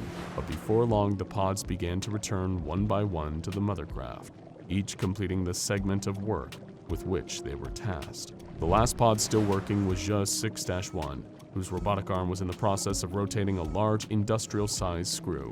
Zhe 6-1 had all but finished when suddenly a low rumble could be felt shaking the larger submersible. Dr. Hart's voice came crackling over the radio. Get back to the ship now! Zhe 6-1, wrapped in deep focus on his task, replied, I'm just about finished, just packing up my tool belt. Leave it. Return to the ship now. That's an order. Jesus, what's wrong? It's not like this is the end of the world, said the agent, chuckling over his radio. An ear-piercing echo sent shockwaves through the depths of the ocean around the submersible. The waves rumbled with the sound of SCP-169's voice, similar to the sound of a large whale, but amplified by a million. The sound sent all the crew members falling to the floor as the ship experienced severe damage from the burst of pressure, slightly cracking the glass viewport and sending smoke flooding into the small bridge of the ship. "Gas masks!" shouted Dr. Hart as they all donned breathing apparatus. "SCP-169 is waking up. Begin activation of the chemical emission machines. We need to sedate it now. The Leviathan is waking up. We need to stop it," shouted Dr. Hart. Just then, he looked back and noticed Zhuz 6-1's pod was gone. "Zhuz 6-1, what's your position? Zhuz 6-1, where are you?" "Sir, sonar has him drifting off deeper into the ocean behind us. He must have gotten knocked off SCP-169 by the shockwave." But Dr. Hart wouldn't have it. He didn't want any more blood on his hands. "Reverse thrusters, turn us around and get to him. We're not losing anyone." "But the breach in the hull!" "It'll hold. That's what the runes are for." The outside of the submersible began to glow a slight blue as the ship's system started to come back online to full capacity, and alarm systems started to turn off and report normal pressure readings. Before long, the Nemo 1 had caught up to Zhuz 6-1's pod and retrieved the agent, who had been knocked unconscious by the shockwave. Once the agent was back on the main ship, the doctor turned his attention back to the monitors, making sure the installations they drilled into the creature were functional. Slowly, the machines came online to full power, and the speed at which SCP-169 had been moving began to slow ever so slightly. The team all watched the viewport in silence as a steady stream of anesthetic gas was pumped into the respiratory system of the gigantic living myth in front of them. After a few moments of waiting, the doctor spoke. "I think it worked," he said with a smile. The crew erupted in cheers as they radioed control back up on land that the mission had been a success. The message quickly reached the O5 Council, where a red alert status was de-escalated, and the O5 members withdrew from their plan of leaving the current Earth for that of an alternate universe. The whole crew began to sing and celebrate the prevention of the end of the world, as Dr. Hart simply stood in front of the massive viewport, watching the mountainous specimen slowly grow smaller in the distance as the submersible began ascending back to the world above. Zhuz 6-1 came over to congratulate him, patting him on the back. "We did it," he said. "Loosen up." The doctor managed to laugh along in acknowledgement. "That we did," he said in relief. "That we did." The two watched the deep blue ocean in silence, taking in the vastness of the sea. Perhaps this would not be the end of it, but that day, they had done what the SCP Foundation did best: kick that apocalyptic can a few miles down the road. And sometimes, in the face of the terrifying and the infinite, that's really the best you can do. Someone was screaming inside the incinerator. The year was 1975. The location was a top-secret refinery and waste disposal plant, one of the many front organizations owned and operated by the SCP Foundation. This sprawling facility, separated into 3 different huge units, each with a specialized task, was located around 75 kilometers outside of Summer Springs, Colorado. It had operated for several decades without incident, but today all hell was about to break loose. Alarms were blaring in Unit C, the area of the facility that dealt with destroying non-anomalous waste via incineration. A traumatized worker had pulled the emergency lever near one of the incinerators in a panic when he'd first heard the loud banging against the interior walls, and then those horrific pained wails. That's when workers of Unit C came to a horrifying realization. The screams weren't just coming from one of the incinerators in Unit C. They were coming from all 6, a chorus of absolute agony echoing up out of the ash pits. This was impossible as far as the Unit C staff were concerned. These incinerators were only to be used for confirmed non-anomalous material. Could some animals or even some poor workers somehow fallen into the incinerators? But even if they had, what were the odds that someone had fallen in all 6 of them at once? It was impossible. The site director was immediately brought in to authorize an investigation, at which point he determined that at least one of the furnaces, in this case furnace number 4, be shut off so researchers and guards could investigate what was going on inside. It seemed like the obvious course of action, but for some of the people on site that day, This would prove to be a fatal mistake.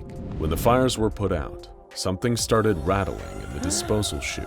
There was a scratching and squealing noise, like something scraping up against the metal. A maintenance worker was ordered to go check inside, and when he opened the hatch, he let out a bone-chilling shriek.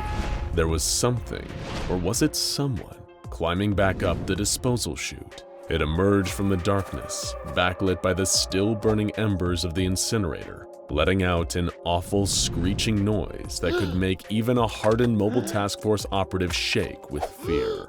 The creature was humanoid, a charred, mutilated skeleton reaching out towards the maintenance worker with a bony claw. Before the worker had a chance to stumble back in horror, the beast had clasped him by the throat and started to squeeze. It didn't even need to strangle him. The heat of its skeletal hand burned away the worker's throat in seconds, leaving his limp, wheezing body to drop to the metal grate of the platform below him. Several armed guards and maintenance workers moved forward to fend off the monster, but just then a volley of more violent shrieks echoed out of the chute behind it. It only took seconds for over a dozen more creatures to crawl out of the disposal chute. They were all like the first, people at various stages of incineration. Some were glowing, charred skeletons with barely any flesh, others looking more like severe burn victims, their faces contoured into scowls of hate and rage. The assembled guards opened fire on the sudden influx of anomalies, emptying the magazines of their submachine guns into their burning bodies, but their weapons didn't seem to cause any lasting damage. The bullets would tear through the flesh of the creatures, causing some of them to stumble and fall, but the wounds would close and the creatures would rise again. It seemed they possessed a deadly combo of extremely high aggression and incredible regenerative abilities. None of the staff present in Unit C were safe as the burning corpses attacked anyone they could find with their bare hands, beating and biting and clawing. Many of them would grapple with Foundation personnel, latching onto them and trying to pull them back down into the incinerator with them. These creatures, that would later be known as SCP-2419-A, caused several fatalities with their surprise attack that day, and the situation was only brought back under control when a mobile task force that possessed more advanced training and weaponry was dispatched to the location. Despite orders from the site director, the MTF found it impossible to actually terminate any of the entities due to their regenerative abilities. Instead, the MTF agents focused on forcing the anomalies back into the chute of Incinerator Number 4 using a powerful industrial steam lance. Once they were back inside, the incinerator's burners were started up once again. The MTFs were also able to capture 5 of the entities and detain them for questioning and experimentation, finally bringing this unexpected containment breach to an end. The Foundation is an organization that prides itself on possessing forbidden and secret knowledge, but even they had no idea what had just happened. There seemed to be no earthly explanation why these creatures would suddenly manifest inside the incinerators. But as the detained anomalies continued regenerating, a slightly clearer picture of what exactly the Foundation was dealing with began to emerge. Every single one of the captured anomalies kept regenerating, and upon getting to the point that they were no longer burn-scarred, the researchers studying the anomalous creatures discovered that each one was identical to a deceased D-class from the Foundation's records. They were physically and genetically identical to the dead Class D personnel, perfect copies, save for the fact that their sole mission in life seemed to now be pure and unmitigated aggression and violence. Researchers wanted to gain greater insight into the minds of these strange creatures through the use of extensive psychological evaluations and interviews. It would turn out to be a very dangerous investigation. A psychological researcher by the name of Dr. Warren conducted an interview with one of the SCP-2419-A instances in hopes of better understanding their mindset. This creature had been heard laughing not long before the interview began, so it wasn't an unreasonable assumption to believe that it could be capable of speech. The interviewee was separated from Dr. Warren by a thick pane of glass to prevent it from indulging in any of its more violent urges. The problem was that Dr. Warren and his assistant researchers had severely underestimated what these creatures were capable of doing to get what they wanted. Dr. Warren tried to begin the interview in good faith. He spoke calmly and politely to the creature through the glass, attempting to remind it of the person it once was. The anomaly didn't appear to be paying attention to the doctor though, instead focusing on pulling its own arm apart and breaking the bones within. Dr. Warren began to think that the creatures weren't even sentient, if the only activity they seemed to engage in was the wanton destruction of themselves and others. But underestimating them like this proved to be a big mistake. By removing the skin off of its arm and whittling its bone down to sharp edges, the anomaly had transformed its arm into a makeshift knife. Before anyone realized this, it had already used its own jagged bones to break the glass divider and attack Dr. Warren. He perished not long after being stabbed multiple times in his face and eyes, and the anomaly was forcefully taken back to its holding cell. Dr. Daniel Jennings, a senior researcher, was then put on the case. He released a chilling memo of the creatures after his observation period ended. It read, "Before I came here, I worked as a prison shrink. Every person you met had a story bursting with pain and sorrow. Sometimes these stories were about the pain they suffered. Sometimes it was about the pain they inflicted. Some days you felt like everyone there was a beautiful soul torn down by their circumstances. Other days you'd find out what some of them did, and a part of you was glad that they were there to suffer for it. But at the end of every day, I always told myself, they're all humans. They're all people. They all deserve the same dignity, respect, and love as everyone else. No exceptions." Dr. Jennings goes on, "I opened up with that anecdote only so that you could understand that what I'm about to say is not said lightly. These things are not people. They are people-shaped monsters. They are well beyond any definition of psychopathy. Everything they do to hurt, maim, and kill. I would pity them, but that would imply that they're worth pitying. Put them in a hole, then fill that hole with concrete. Better still, throw them back into the incinerator where you found them. I doubt they'll even care." Following this string of unfortunate incidents, containment procedures were put into place to hopefully prevent anything that had happened to the unlucky Foundation staff from happening again. The entire facility was fenced off and was constantly patrolled by MTF Beta 7, also known as the Maz Hatters, a group specializing in containing anomalies which present powerful biological, chemical, or radiological dangers. The furnaces that the anomalous creatures emerge from remain lit at all times, with workers checking and carrying out maintenance on every single one each day of the week. Outside of this, the facility is essentially a no-go zone. Reinforced steel hatches cover the chutes, and they are to forever remain bolted shut. All because of that one terrifying day in 1975. That was the day that the Summer Springs Waste Disposal Facility, which had been a valuable asset to the Foundation for decades, instead became classified as the Euclid-class anomaly, SCP-2419. It is not uncommon for a Foundation asset to one day become a dangerous anomaly requiring containment, but the same question always pops up after. Why? What had a place that had been so valuable to the Foundation suddenly become such an active danger? The answer, as is often the case, is contained within the question.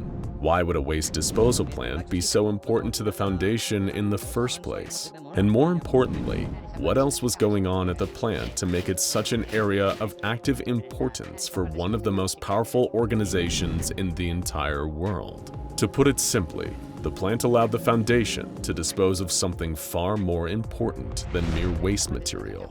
It gave them what they needed to better erase memories. As you probably already know, the Foundation makes liberal use of amnestics on those exposed to anomalous material to make them forget what they had seen and experienced. But these elusive chemicals, many of which are sourced from SCP-3000, are an inexact science. However, at the Summer Springs Waste Disposal Plant, researchers discovered an immensely valuable alternative. Much of what was disposed of in the incinerators of Unit C were the bodies of dead D-Class personnel. Before being burned, autopsies were performed on the bodies to make sure they were non-anomalous, including the brain. Back in the 1960s, while performing research on the brains of dead D-Classes, they found a method of extracting and distilling the positive memories of the dead. creating a kind of happy soup. When administered into someone who has undergone amnestic treatment, this happy soup creates positive false memories in their mind that fills in those pesky blank spaces that are often behind. This was so useful that happy memories were extracted from the minds of every single D-class corpse that passed through Unit C, totaling well into the thousands by the time that the first SCP-2419-A instances began to rise. But as all happiness, joy, and love were removed from the minds of the D-classes, it seemed that all that was left was pure hate, pain, violence, and fury, feelings too intense and evil to destroy. These were bodies imbued with a malice so powerful that no fire could ever burn them away.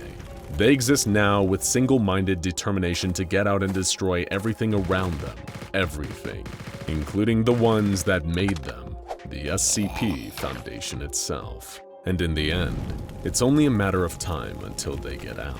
There are thousands of them in there, unable to die, unable to stop. The only thing keeping them in there is the constant burning of the furnaces around them, and those furnaces can't burn forever. The monsters lurking in SCP-2419 will outlive the fire that surrounds them, because while the furnaces they are contained in are hot, the fires of hate that burn within SCP-2419 entities are even more powerful. And they know this. They know they can't be contained forever, and that someday soon, they'll be able to emerge and exact their terrible revenge. Those who must walk past the incinerators may think they hear their screams echoing out from within, but it's not screaming at all. It's laughter. Take a brief moment to think back to your younger years, spending long, tiresome hours trapped in a classroom, waiting to hear the noise of that final bell of the day. That sound meant freedom, the end of another grueling 6 hours at your desk, and the chance to get back to the warm sanctuary of home. If you were lucky, you might not have had to go far to get back to the safety and security of being in your parents' house. Living close enough to the school would mean you could easily walk home when the day was through. But your classmates? Well, they weren't all as lucky. Some of them had miles to travel, all the way across town even. Fortunately though, the school bus would always be waiting outside at the end of each day, ready to take a gaggle of rowdy kids back home. And if you were one of those kids that had to take the bus, you'll know that the trip home after school was hardly a calm drive. Paper planes and spitballs firing from all directions, wads of chewing gum stuck to the undersides of seats, other kids all around you screaming and yelling at the top of their lungs. Still, it could be worse, right? No, trust us, it could be much, much worse than you can ever imagine. What if one day, the bus that picked you up from school wasn't a bus at all?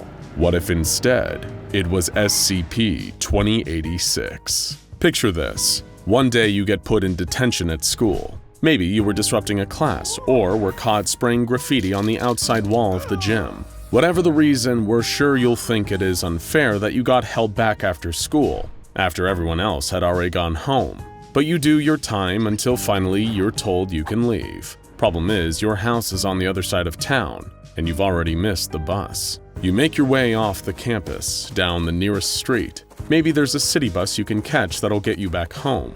As you stroll away from your school, you realize that the nearest bus stop, the first one on the route home, seems to be further away than you remember it being. Must be just the exhaustion of a long day getting the better of you, playing tricks on your mind. It's not like someone could move the bus stop, right? Finally reaching the stop, you notice lights coming down the street after a few moments of waiting quietly. A late bus, just like you hoped for. It pulls up to the next stop, the doors folding open to allow you on board. It's totally empty, save for the driver, but straight away you notice there's something odd about him. He seems drained of color. His movements are weird, more like a puppet on strings than an actual living, breathing human being. Now that you think about it, if it wasn't for the fact he was clearly moving, driving the bus, you might assume that he was a corpse. Then again, maybe he just had a long day too. Taking a seat, you try not to think about it and stare out of the window in boredom. You watch as the route takes you past stop after stop, all of them empty just like the bus itself. But then something unexpected happens. You've ridden the bus to and from school so many times before that you can't help but notice when, for some reason, it takes a wrong turn. Looking out the window, you know you aren't mistaken. The driver has changed direction. Instead of heading towards the nearest stop to home, he's taken the bus towards the furthest edge of town. Desperately, you try yelling at him, asking why he's taken the wrong turn, but the driver stays still, as if he can't even hear what you're saying. That's when you notice the smell. You didn't catch it before, but now it's all around you, filling the air inside the bus. It's almost like the scent of disinfectant. The bus now smells the same way a hospital does. But that's not all. The more you breathe it in, the more you feel yourself starting to get woozy, arms and legs getting heavier. Everything around you feels as if it's spinning uncontrollably. Out of the windows, you can just about make out the site of a junkyard, blurring in and out of focus. It's meant to be abandoned, and yet you're sure you can see movement. Massive, indeterminate shapes shifting around in the dark. Finally, your vision goes dark and you fall unconscious onto the floor of the bus. Only, you were never on the bus to begin with. No. Although you didn't know it, you were prey to something that just looked like a bus. SCP-2086. And now that it's caught you, you'll never see the light of day again. Now, SCP-2086 doesn't just refer to a single creature, not by a long shot. It is the designation given to an entire species of arthropods. Think lobsters, crabs, and spiders, or insects like centipedes and millipedes, only much bigger. To the untrained eye, and depending on when you look, an instance of SCP-2086 will normally look like any ordinary public transport vehicle, of any make and model, or belonging to any company or transit authority. Usually, though, they look like regular old buses, at least while they're out foraging for food. When born, an SCP-2086 specimen will grow to full juvenile size within a week, usually weighing 200 kilograms or less. Full matured adult instances, however, can weigh approximately 17,000 kilograms. The adults are the ones that go out foraging, leaving the nest to collect food to then bring back to the juvenile SCP-2086s. And by food, we of course mean humans. While out on the roads, matured SCP-2086 creatures are practically identical to the auto vehicles that form their bodies. But the materials that this disguise is made from, the steel, plastic, wood, and glass, they're all actually comprised of specialized chitin, the kind of outer shell you'd find on most arthropods. But underneath that outer shell, that's where you'll find the real horror. Within the main chamber, beneath the flooring of the bus's long inner portion, is stored the pulsing, beating heart of an SCP-2086 specimen. And we don't mean that in a metaphorical sense. If you were to lift up the floorboards of one of these bus-like creatures, you'd see its heart, along with other vital organs like the creature's brain and stomach. What's more, the figure in the front seat that you thought was a living, breathing bus driver actually isn't living or breathing, not anymore. Preserved in a shell-like substance that the creature is able to produce, the driver is actually a human corpse, acting as a decoy for SCP-2086s. From within the bus body, fibrous appendages reach up into the corpse, almost like incredibly thin hairs. The creature can then use the cadaver essentially as a puppet with a dead person's body. That's how an SCP-2086 is able to move its driver around, making it appear more lifelike so it can lure its prey aboard. Think of it like the bioluminescent light that an anglerfish uses to tempt unsuspecting fish into their jaws. Same principle, but with a dramatically different result when it comes to SCP-2086. But if you thought bus creatures with internal organs under the floor and dead meat puppets in the driver's seat weren't creepy enough, there's still much more to SCP-2086s than meets the eye. For example, when they aren't out foraging, the adult creatures can unravel the roof of their bus-shaped outer shell. Underneath is a pair of wings, large enough and strong enough to carry their entire 7,000 kilos of weight off the ground and up into the air. As for eyes, the headlights at the front are, in actual fact, bioluminescent optical organs, allowing the creatures to see their prey even in the dark. Still not horrifying enough? Well, would knowing about their legs help? The wheels underneath an SCP-2086 specimen are also capable of unraveling, forming long gray or black legs like those of a spider. Yes, these are bus creatures with wings and multi-jointed legs. These legs aren't just big, clumsy appendages either. Compared with other arthropods, SCP-2086s are able to use their limbs to perform surprisingly intricate actions and finer levels of manipulations. For instance, a number of specimens have been observed in the wild by the SCP Foundation building shelters out of any materials that they can find near their nesting ground. And where do they normally nest? Wherever there's plenty of scrap metal and hardly any people to notice them. Junkyards are the preferred habitats of SCP-2086s, and where they will normally establish their colonies. While the juveniles remain within the confines of the colony, adult SCP-2086 specimens will leave to collect humans. Although on occasion, the younger specimens have been known to travel out from their nest and rearrange or relocate signposts for bus stops.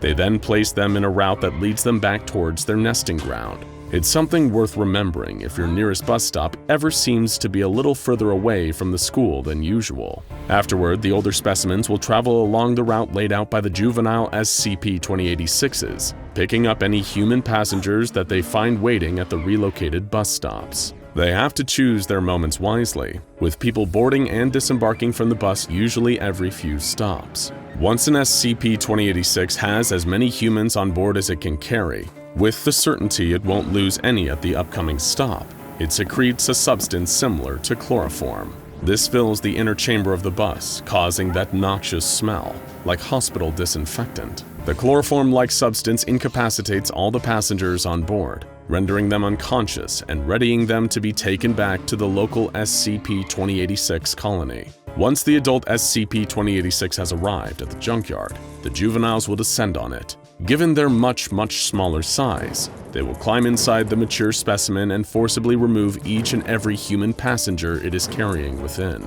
Then comes the truly nasty part: feeding time.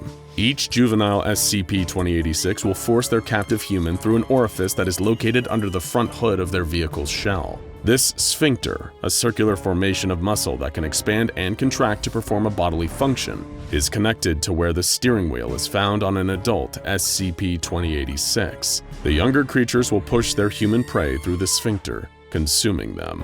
Once this has occurred, those hairy appendages in the driver's seat will then latch onto the body of the now dead human, piercing through their skin, winding up and around their bones. These are the same fibrous hairs used to puppet the deceased corpse and use it to lure others aboard the bus. But these appendages have another function: their feeding tubes. They will drain every last drop of blood from the SCP-2086's prey until the body is little more than a husk, at which point the tubes inject a saline solution directly into the cadaver. Afterwards, the inside of the bus fills with that same substance that preserves the corpse, and the process is complete. As horrifying as these creatures are, one of the few upsides of SCP-2086s is that they don't live very long.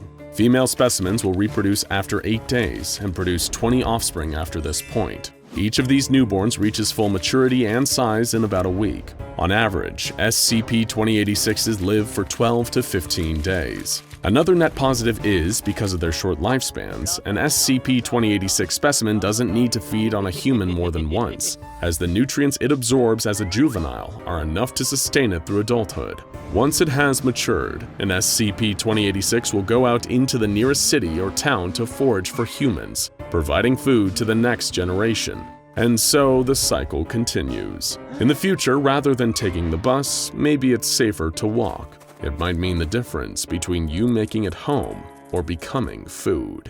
We've all heard of the Led Zeppelin song Stairway to Heaven, a title that invokes the image of a stairway leading up to a land of peace and paradise. But where else could a stairway lead? To a dusty attic full of old photo albums? To the upper level of a mall where the movie theater and frozen yogurt shop are neatly situated? Perhaps it leads to a rooftop with a beautiful view. Or maybe, just maybe, a staircase could lead you to SCP-2427. SCP-2427, appropriately nicknamed A Thing Full of Stuff, is an extra-dimensional area filled with a variety of unusual and anomalous objects. SCP-2427 can be accessed by way of a broken stone staircase located in rural Ohio. According to local legend, Carrying a sprig of hemlock up the broken stairs will allow a person to emerge into a mysterious grass clearing that appears to be in a forest somewhere in the United States. No matter what time a person ascends the staircase, the solar time in the clearing will always be 2 p.m. You know how people say it's 5 o'clock somewhere? Well, it's 2 o'clock somewhere too, and that somewhere is here. The pocket dimension that is SCP-2427 is thought to have been a holding area for weapons, prisoners, and artifacts belonging to an ancient cult known as the Brazen Heart. Little is known about this relatively obscure cult, other than the fact that they worship the demonic entity Moloch, a known enthusiast of violent human sacrifice, and were previously thought to have been eradicated during the Spanish Inquisition. The existence of SCP-2427 suggests that they are very much not eradicated, and are still active. They refer to these holding areas as attics, and though no confirmed members of the Brazen Heart have been contacted, it is considered possible that there are at least a handful of other attics hidden around the world. The Foundation has identified 7 anomalous objects inside of SCP-2427 so far, each strange in its own beautiful, though often terrible way. Like snowflakes, if they were capable of killing or maiming you. The first object in SCP-2427, aka SCP-2427-1, is a seemingly normal fire hydrant. However, if you think there's anything normal about the items found here, then you haven't been paying attention. The hydrant is made out of lead, and when opened, it expels high levels of ionized radiation. No specific measurements of the radiation have been taken yet, but it is definitely hazardous to human health. One unfortunate member of D-Class personnel has proven that it is a high enough level to melt human flesh. Sorry about your face, Dave. The hydrant is currently contained within an electrified perimeter and is not to be opened under any circumstances to prevent any further flesh melting. The last thing we need is another Dave incident. The second object contained within SCP-2427 or SCP-2427-2 is not actually an object at all. It's a building.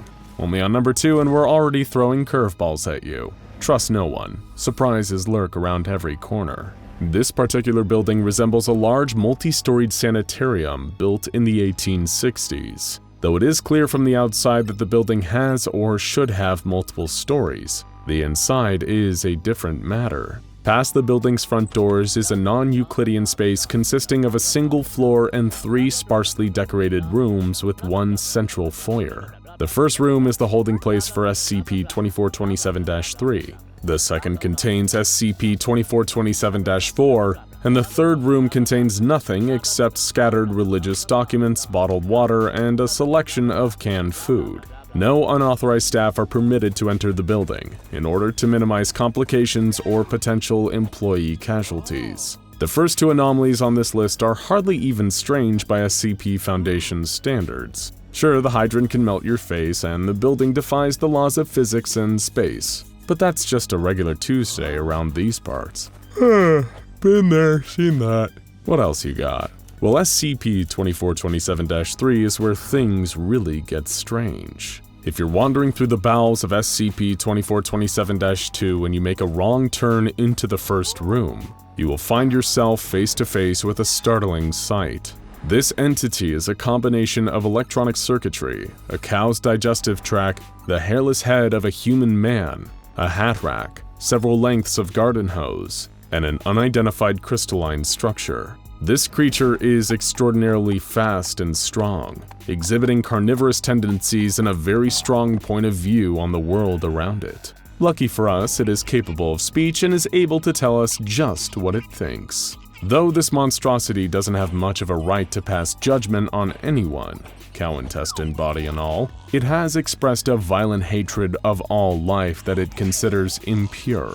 Anyone who encounters SCP-2427-3 experiences an overwhelming desire to submit themselves for judgment, allowing the creature to determine their purity. There is a rumor that if one is judged to be pure, they will have a wish granted. If they are deemed impure, however, they will be devoured alive. If you're tempted to introduce yourself to the creature, your odds are not especially great. The creature has not encountered a single pure being yet. In order to protect the Foundation staff working in its vicinity, The entrance to SCP-2427-3's room has been sealed off with a reinforced steel door, and the windows have been paved over with concrete. Armed guards are watching the entrance at all times. The creature must be fed 1 live goat per day in order to keep its appetite satiated. The Foundation's goat budget is through the roof these days, but it's worth it to keep the thing contained. Better to spend money on goats now and not spend money on cannibalized personnel later. SCP-2427-4 consists not of an object located within a room, but the room itself. The room, which contains no furniture and a linoleum floor, has a peculiar effect on the human psyche. Once a person steps foot into the room, they lose consciousness for 5 minutes. During this time, they will speak freely, listing off a variety of negative qualities about themselves. Once they wake up, they have no memory of entering this state or anything that they said during it. It's cheaper than therapy, right? But it's also much weirder and less effective, so you get what you pay for in the end. A member of D-Class personnel who was observed inside of the room waxed poetic about his personal failings, beginning his monologue with, "My soul is a den of spiders," and ending it with, "Oh, here whence I awaken, hesitate not to feed my flesh and my soul to the judge beast." Somebody give this guy a hug. Because the room seems to have no adverse effects on human test subjects except for causing everyone who hears their monologue a bit of discomfort. There are no containment procedures in effect for it at this time. We've had rooms, fire hydrants, and horrible meat-robot hybrids, and now you can't even trust the clouds in the sky. SCP-2427-5 is a seemingly innocent cloud, hovering stationary over the building. When looked at by a human for more than 3 seconds, the cloud will eject a ball of solid lead towards the person at a supersonic speed. That's right, folks. This cloud can and will shoot you. It hates being observed, but it also hates when you try to leave the perimeter. It will attack any person attempting to leave by firing the same lead ball at them. So far, 14 personnel have been killed by this highly aggressive cloud. And some people still think thunderstorms and hail are the worst things clouds have to offer. So naive. As it is a literal cloud, there is no way to contain it, so no people in the vicinity of the cloud are permitted to look at it for more than 3 seconds at a time.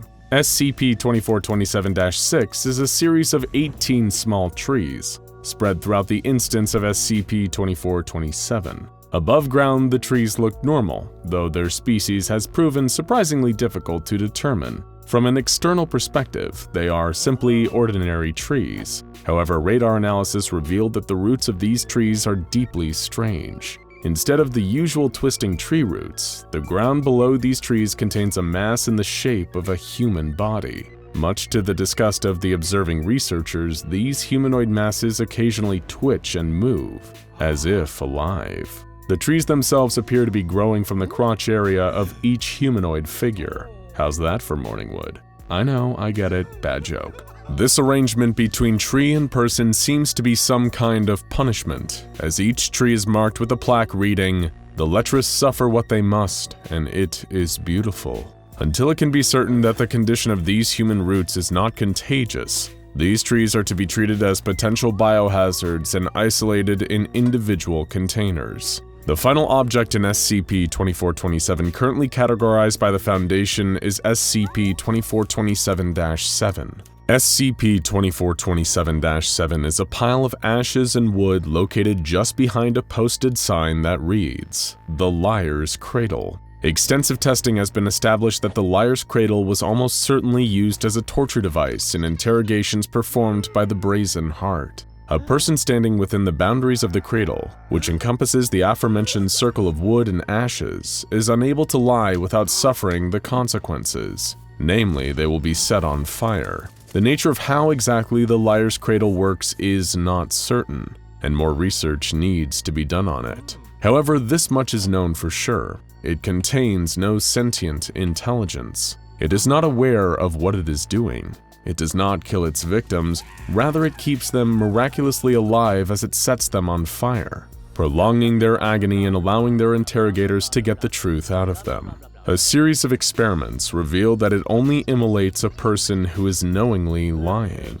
D-Class personnel give demonstrably false information to repeat in the cradle without knowledge of its falsehood were not set on fire. However, when those same D-Class personnel knowingly lied in the boundaries, they immediately were set ablaze. It is almost certain that the Brazen Heart cult used the cradle as a method of interrogating presumed liars in their midst. Further investigation will likely reveal human remains beneath the cradle itself, though this is just a hypothesis currently. But come on, there has to be some bones somewhere beneath something as ominous as the liar's cradle. Though they have only identified 7 anomalies inside SCP-2427 at the moment, there are plenty more lurking in there, waiting to be discovered. In the foyer of SCP-2427-2, the Foundation discovered an extremely ominous list of items, clearly belonging to members of the Cult of the Brazen Heart. This list included some familiar items, such as pilgrim provisions, also known as the canned beans and soup found in SCP-2427-2, a Level 3 Purity Proctor, a purge engine disguised as a fire hydrant, and the Liar's Cradle. However, it also contained many things that have not yet been discovered, such as 1 slaughtering perseverance, 27 pyre children, 3 ascended cultivars, 7 supreme angelics, 9 dragons, and the Brazen Heart itself. Dr. Gordon McElroy, Site Director of Area 2427, put out a memo to all Level 4 and higher staff assigned to the area after the discovery of this list. Understandably, he was most concerned about the Supreme Angelics and the Dragons, particularly the latter. The cult, as most cults are, is fond of deliberately obscure language, but you don't want to rule out the possibility they've got a fire-breathing lizard or 2 stashed away. In the meantime, as the Foundation is working to better understand the contents of SCP-2427, the area has been sealed off to the public. A 500-meter perimeter has been established around its entrance, and a fake private country club has been set up as a front. It's only a matter of time before the rest of the anomalies on the list are discovered, and this thing full of stuff gets even fuller of even more stuff. Let's just hope none of it ever gets out, because if there are more of these addicts out there, who knows what else the Brazen Heart is hiding? Their little cult may not be as extinct as we thought. It's 3 a.m. and the facility is quiet. Office workers and administrators roam the halls. Security officers stand at their posts, clad in advanced tactical armor and carrying standard-issue M4 carbines. 3 Foundation employees sit at flickering monitors watching a live feed of footage from the containment cell of the infamous SCP-106, or as it's referred to by all staff, the Old Man. No Foundation personnel are permitted to travel within 60 feet of the cell for security reasons, and nobody is permitted to physically interact with the anomaly without the approval of 2/3 of O5 Command. The observer's eyes itch and sting from hours of unending blue light exposure, but they can't look away. The Old Man is crafty. He might have the insatiable bloodlust of a hungry great white shark, but he's not mindless. He's a calculating predator, more sadistic than the worst human serial killer, and he's always searching for the next opportunity. According to the Foundation records, he's been active since at least World War II, and it's estimated that he has hundreds if not thousands of victims to his name, and many of those made simple but extremely foolish mistakes of underestimating him. After all, it only takes a few seconds of inattentiveness and the briefest moment of distraction to give him the window he needs. To do what, you ask? Oh, don't worry, you'll find out, just like they did. The Old Man has his nickname for a reason. Most of the time, he really does look exactly like that, an old man, or more specifically an old man's decaying corpse, his body covered in rotten, dark, grayish-black flesh that looks like putrid meat. Though the creature has been observed being able to change shape, the rot seems to run too deep for the Old Man to ever hide it. Foundation employees that have observed SCP-106 for extended periods of time have reported seeing it assume the form of grinning, decayed children and women whose rotted flesh barely hangs on their creaking bones. Just seeing the images through a video feed is enough to cause a lifetime of insomnia and other sleeping issues. Still, they have a job to do and the cameras remain fixed on the Old Man. He's been completely motionless for 3 months, just sitting there like a Buddhist monk in deep meditation. A novice might see this period of inactivity as a cause for celebration, but those with experience know that this is merely the calm before the storm. SCP-106 can remain in a dormant state for months at a time. Described by the Foundation scientists as a lulling state, it's believed that the Old Man is simply waiting for its captors to get soft, make a mistake, or simply have a momentary lapse in concentration, which is all it needs to make its move. It had happened so many times before, and it was about to happen again. One of the observers must have felt an overwhelming wave of anxiety as he saw the creature ever so slightly twitch. Just a tiny quiver in the shoulder muscles, but that was enough to tell the observer that their day had just taken a terrifying turn. He grabbed the emergency phone fixed to his desk and practically screamed into the receiver that 106 is moving, that they need a tactical team stat. But it was already too late. He and the other two observers stared into the monitors with their mouths agape as a gooey, rust-like substance began to pool around the creature on the floor of its cell. Slowly, the creature craned its withered neck around.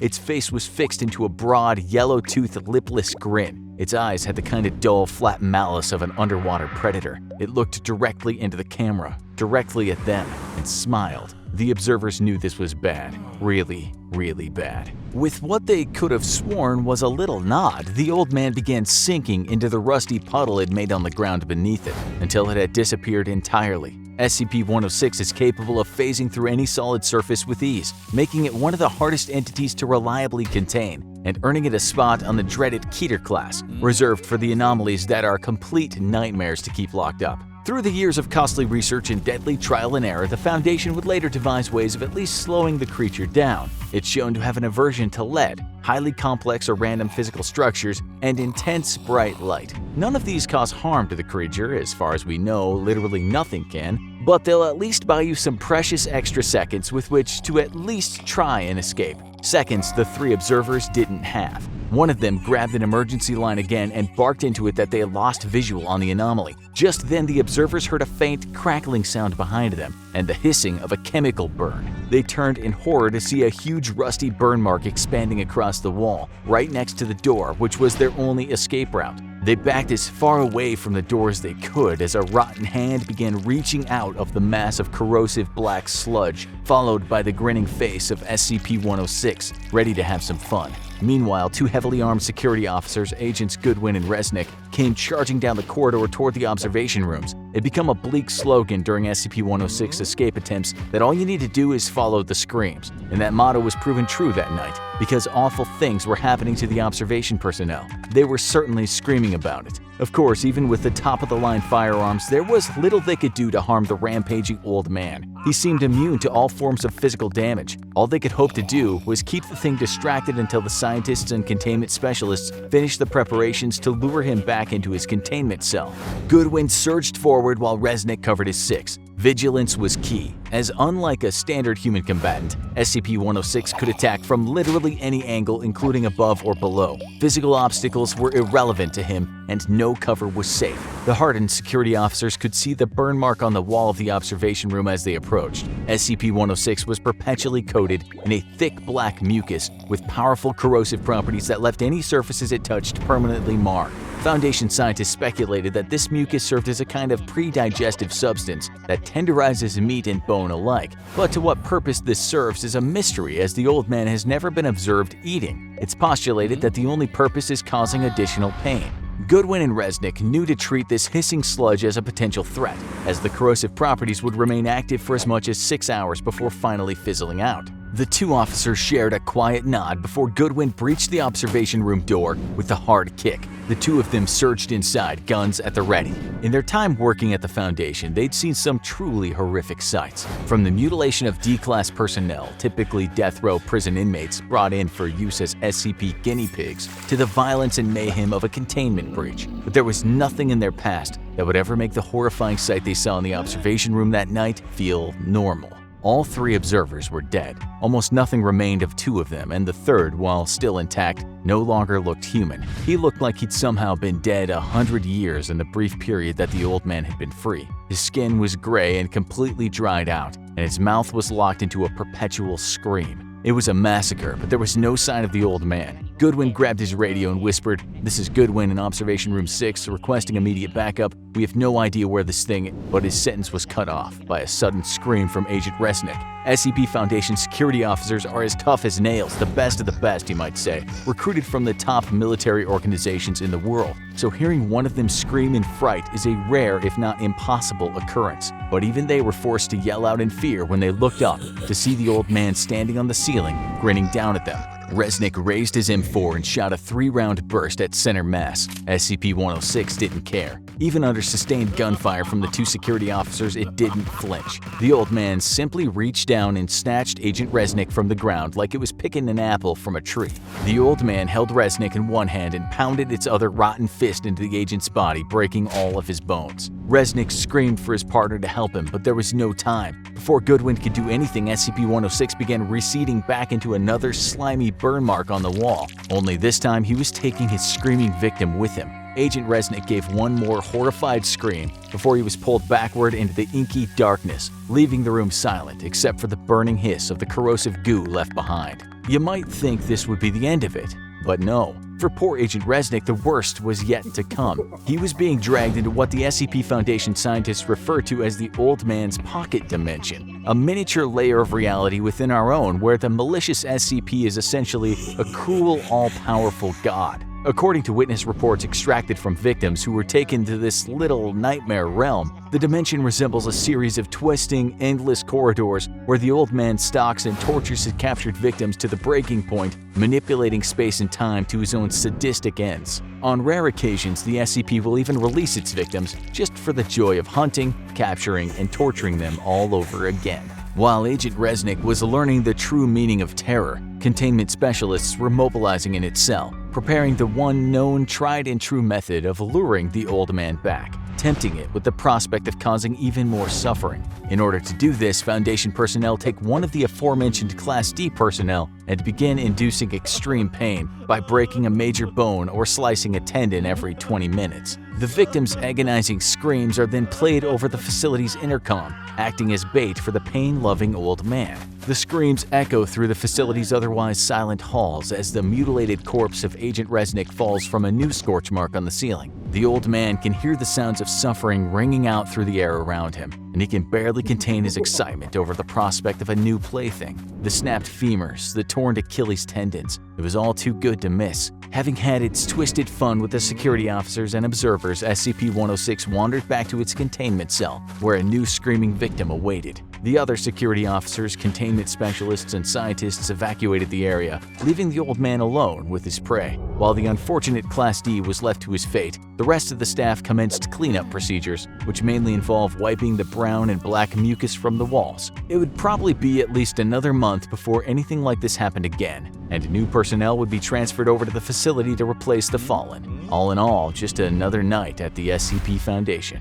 When an anomaly is first detected by an SCP Foundation field agent, it's up to the Foundation's mobile task forces to tag and bag the impossible entities before they can do any more harm. Sometimes these retrievals are uneventful, other times, not so much. Especially when they're dealing with brutal forces of nature like SCP-096. Also known as The Shy Guy, a creature that, from the very first interaction with the Foundation, had a reputation for being dangerous and needed to be feared. A series of vague sightings and mysterious disappearances up in the frosty mountains of the Yukon first sparked the Foundation's interest. When they were certain that they had an anomaly on their hands, 2 retrieval teams, Zulu 9A and Zulu 9B, were dispatched to secure and contain the entity. Zulu 9A took the lead in a heavy-duty chopper, equipped with 50 caliber GAU-19 heavy machine guns, and carrying an AT-4 anti-tank launcher. They were prepared for anything, or so they thought, as they established a visual on SCP-096 while 2 clicks away from the target. They couldn't get a clear line of sight on the creature, but it appeared to be stationary, docile, and was making no attempt to flee. Piece of cake, right? Little did they know that SCP-096 was just looking away from them. If it was facing towards them, it'd be a whole different horror story, as Zulu 9A were about to find out. The team landed their helicopter next to the creature and were shocked to see that it was completely naked, in spite of the sub-zero temperatures all around them. The creature was unnaturally thin, as though it had been starved for weeks, with bone-white skin and unnaturally long limbs. The team guessed that the creature's arms must have been at least 1.5 meters long, but its docile nature and insubstantial body mass gave the impression that it wouldn't prove too difficult to contain. That is, until they saw its face. Zulu 9A's captain was the lone survivor of the incident. as he was lucky enough to be looking away when the creature turned towards his team. The rest of the squad ended up staring eye to eye with SCP-096, and from that moment on, wasn't docile anymore. The creature began to whimper, then cry, then sob uncontrollably in a way that sounded eerily human. This sudden change in temperament startled the rest of Zulu 9A, and they opened fire on the creature. Under the hail of gunfire, SCP-096 entered a murderous frenzy and began tearing into the hapless squad of soldiers. While its flesh and organs did seem to take damage as a result of the barrage of 50 caliber rounds from the helicopter-mounted machine guns, its skeletal structure remained intact, and it continued its onslaught, tearing the team limb from limb, even after they'd blown practically all the flesh from the creature. The AT-4 anti-tank launcher proved equally ineffective at stopping SCP-096 while it was in attack mode. And it was only after slaughtering the entire team that it returned to its docile state. Nobody knows exactly what the creature did to Zulu 9A after the gunfire started, but no trace of the team was left behind. Zulu 9B touched down soon after, and with a grave warning from the captain not to look at the creature's face, they were finally able to subdue it. A bag was placed over SCP-096's face, which seemed to soothe it enough to move it to a nearby Foundation facility. Little did they know, they just obtained one of the deadliest SCPs of all time. And while it may have been under lock and key for now, it seemed inevitable that it would get out and cause more violence and chaos. Research and containment procedures for the SCP-096 were put under the command of Dr. Dan, a senior researcher at the site. It was his job to find out exactly what this being was capable of. And the more he tested, the more he realized that they were dealing with something truly terrifying. Disposable D-Class personnel were used to figure out exactly what it was that caused the creature to enter its attack mode. Just as it had during the initial retrieval mission, SCP-096 went berserk when any of the attending personnel saw its face. In this stage, it would enter a period of considerable and unstoppable distress for 1 to 2 minutes, covering its face and wailing loudly. When the period of distress ended, the creature would mercilessly slaughter every D-Class that had seen its face, and just like with Zulu 9A, no trace of their bodies would be left behind. Dr. Dan was horrified and intrigued by this phenomenon. The creature killed anyone that saw its face directly, but could the same be said for indirect depictions of the creature's face, such as images and videos? Dr. Dan was desperate to find out. More D-Class personnel were brought in to test this, to frightening results. Dr. Dan found that the creature did indeed still enter attack mode when people saw pictures and videos of SCP-096's face. The creature seemed to have an innate sense of when people were viewing these representations, even when it should have had no conceivable way of knowing.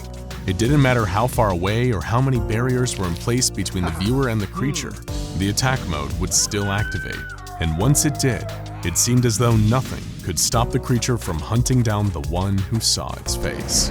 With all of this new data, special containment procedures were devised to keep the creature safely under lock and key. Its cell was a 5 meter by 5 meter by 5 meter airtight steel cube, fitted with advanced pressure sensors and laser detectors to ensure that SCP-096 remained in its cell without risking anyone having visual contact with the creature's face. All cameras and video equipment were strictly forbidden, and weekly checks for any cracks or holes in the containment cell were mandatory. Of course, none of this would stop the creature if anyone somehow saw its face. In order to solve that little problem, Dr. Dan would need to continue his research. To find a method of subverting the creature's deadly glance, they needed to know exactly what they were dealing with. But how could they, when even a glance at a photo or video of the being meant certain death? A potential solution was proposed, creating an artistic representation of the creature's face, something that hadn't yet been attempted. But how would they achieve such a feat? Simple. They'd procure a D-Class prisoner with some artistic talent, and they found one who had been a tattoo artist before becoming a Foundation guinea pig. Dr. Dan formulated an ingenious plan for keeping this D-Class alive for long enough to accurately draw an image of SCP-096's face. He would be placed in a bathysphere diving bell several kilometers underwater and tens of kilometers away from the containment cell where the SCP was being held. The D-Class was made to look at a photograph of the creature's face and then replicate that image in a pencil sketch. Dr. Dan first confirmed that the creature's attack mode is only activated by the creature's face, by having the D-Class look at a series of photos of the SCP's body parts, one by one, finally finishing with its face. The D-Class began drawing and even remarked on how creepy the SCP's facial features were, despite not knowing the deadly context. Meanwhile, back in its containment cell, SCP-096 sensed someone viewing its face and entered its inconsolable crying state, followed by its attack mode. It broke out of containment easily and began making a beeline for the D-Class, traversing the miles between it and its prey. The D-Class didn't know it, as he locked the finished drawing into a separate, autonomous submersible, but he was already dead. As the drawing made its way up to a researcher on the surface, SCP-096 dived into the water and started swimming down towards the artist. Minutes later, the bathysphere was breached, and the D-Class was torn to shreds. SCP-096 was recaptured without issue by Surface Recovery Team Foxtrot 303A, and further testing on the drawing showed that artistic representations of SCP-096's face were in fact harmless. From this experience, we now know that the creature has a gaunt face with totally white eyes, possibly indicating blindness and a grossly extended jaw. Nevertheless, Dr. Dan was adamant that SCP-096 was too dangerous to be left alive, and requested permission from the upper echelons of the Foundation to terminate the creature by any means necessary. However, the doctor's request would fall on deaf ears, until it all started with a seemingly innocent image. While it's now been redacted for your safety, the black speck inside the yellow circle was once a minuscule image of SCP-096, taken unknowingly in the 1990s by a semi-professional mountaineer. One day they were looking at old photographs when his eyes passed over the tiny speck without even noticing that he had seen anything. But SCP-096 noticed and began entering its attack mode. It tore through its steel containment unit like tissue paper, causing the release of a nerve agent that killed a number of attending Foundation staff. The monster then fled the base and began pursuing its prey, with Mobile Task Force Tau-1 in hot pursuit. Dr. Alexei, who was helping to manage the site where the SCP was contained, was in dismay over the situation. Dr. Dan was out of the country at the time, trying to discover more about the creature's origins. However, he did leave the Mobile Task Force with a new secret weapon against the rampaging Shy Guy: Project Scramble.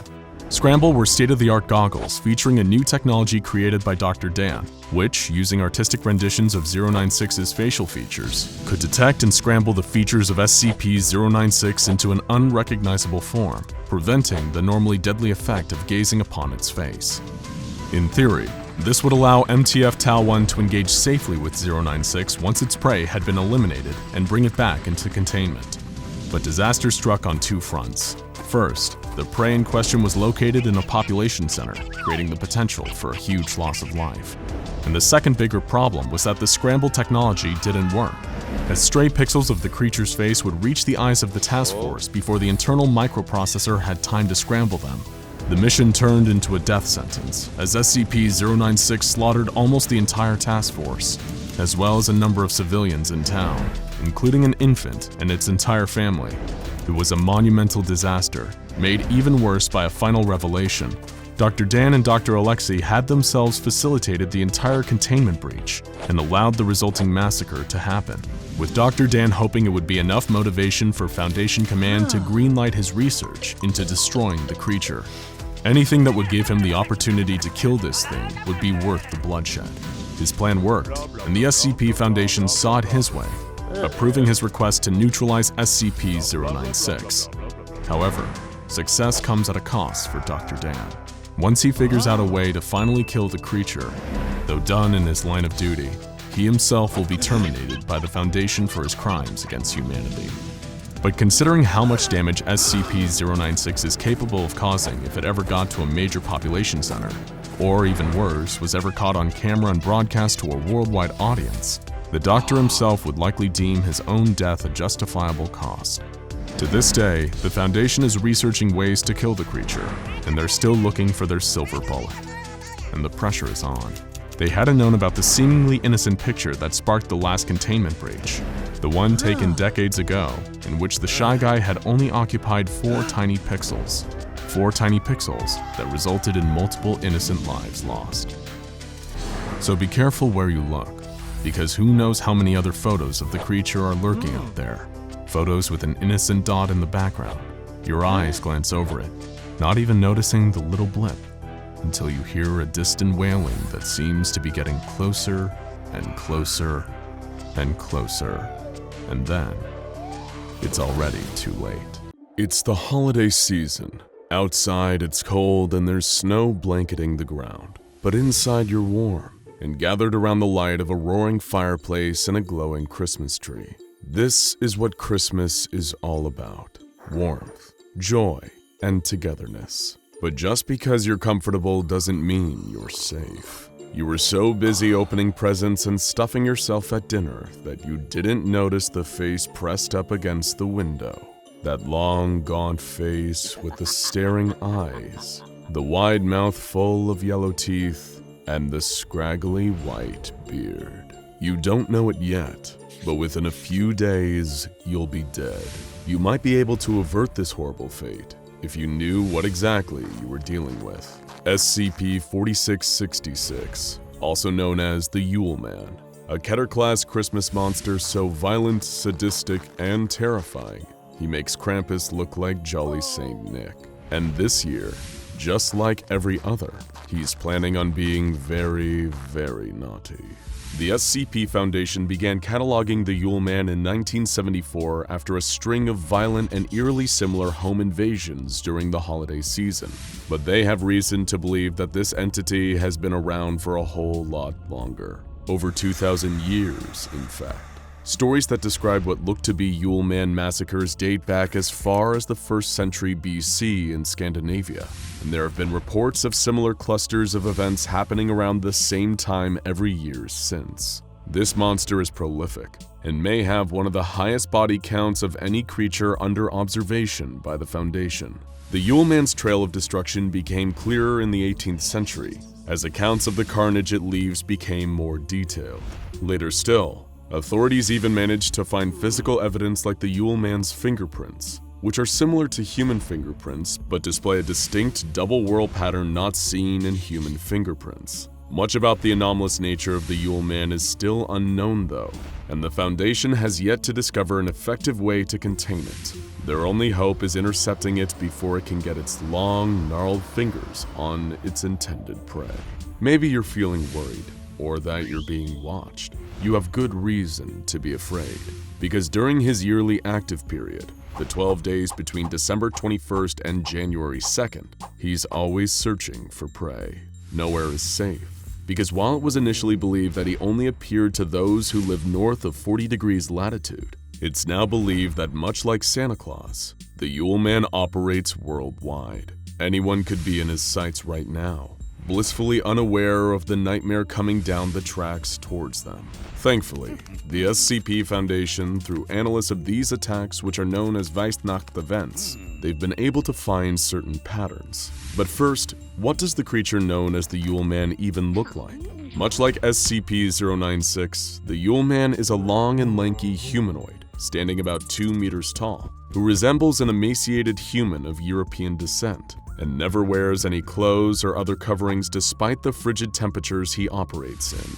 You might be sad if you're spending Christmas alone, but it at least guarantees you safety from the Yule Man, as he only appears at the homes of families with a child under the age of 8 present. He also seems to favor isolated and rural locations, and Weihnacht events only occur when there's a healthy covering of snow on the ground during the event, hence the name, which means White Night in English. It's also vital that you recognize the 3 distinct stages of a Weihnacht event too, or you won't be seeing much of the new year. The first stage occurs during the space of a week. Children in the home might start to seem worried or afraid. They might tell you that they see something strange in the distance.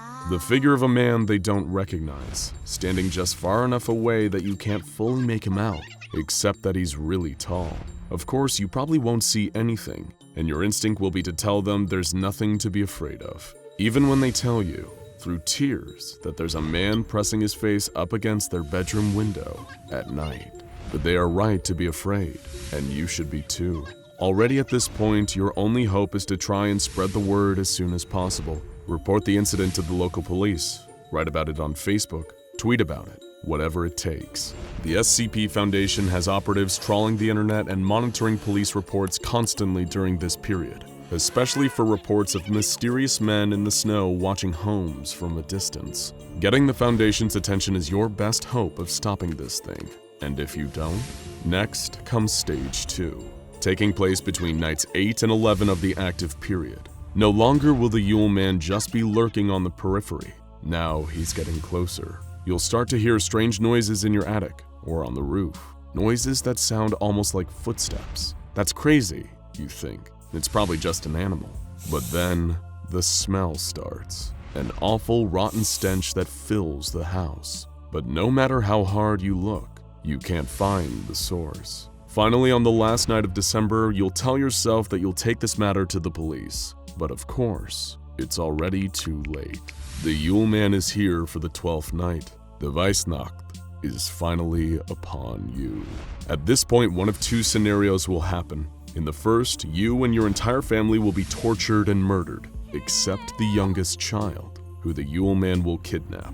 The SCP Foundation keeps files on a number of notable instances of this kind of Weihnacht, and the details are truly gruesome. Reports of incidents have involved crucifixion, the removal of tongues, burning, dismemberment, post-mortem bite marks, and decapitation. In all instances, though, the entire family was killed except the youngest child, who simply disappeared. The Yule Man is a merciless and sadistic beast. You're now probably wondering, if that's the first of two Weihnacht possibilities, what's the second?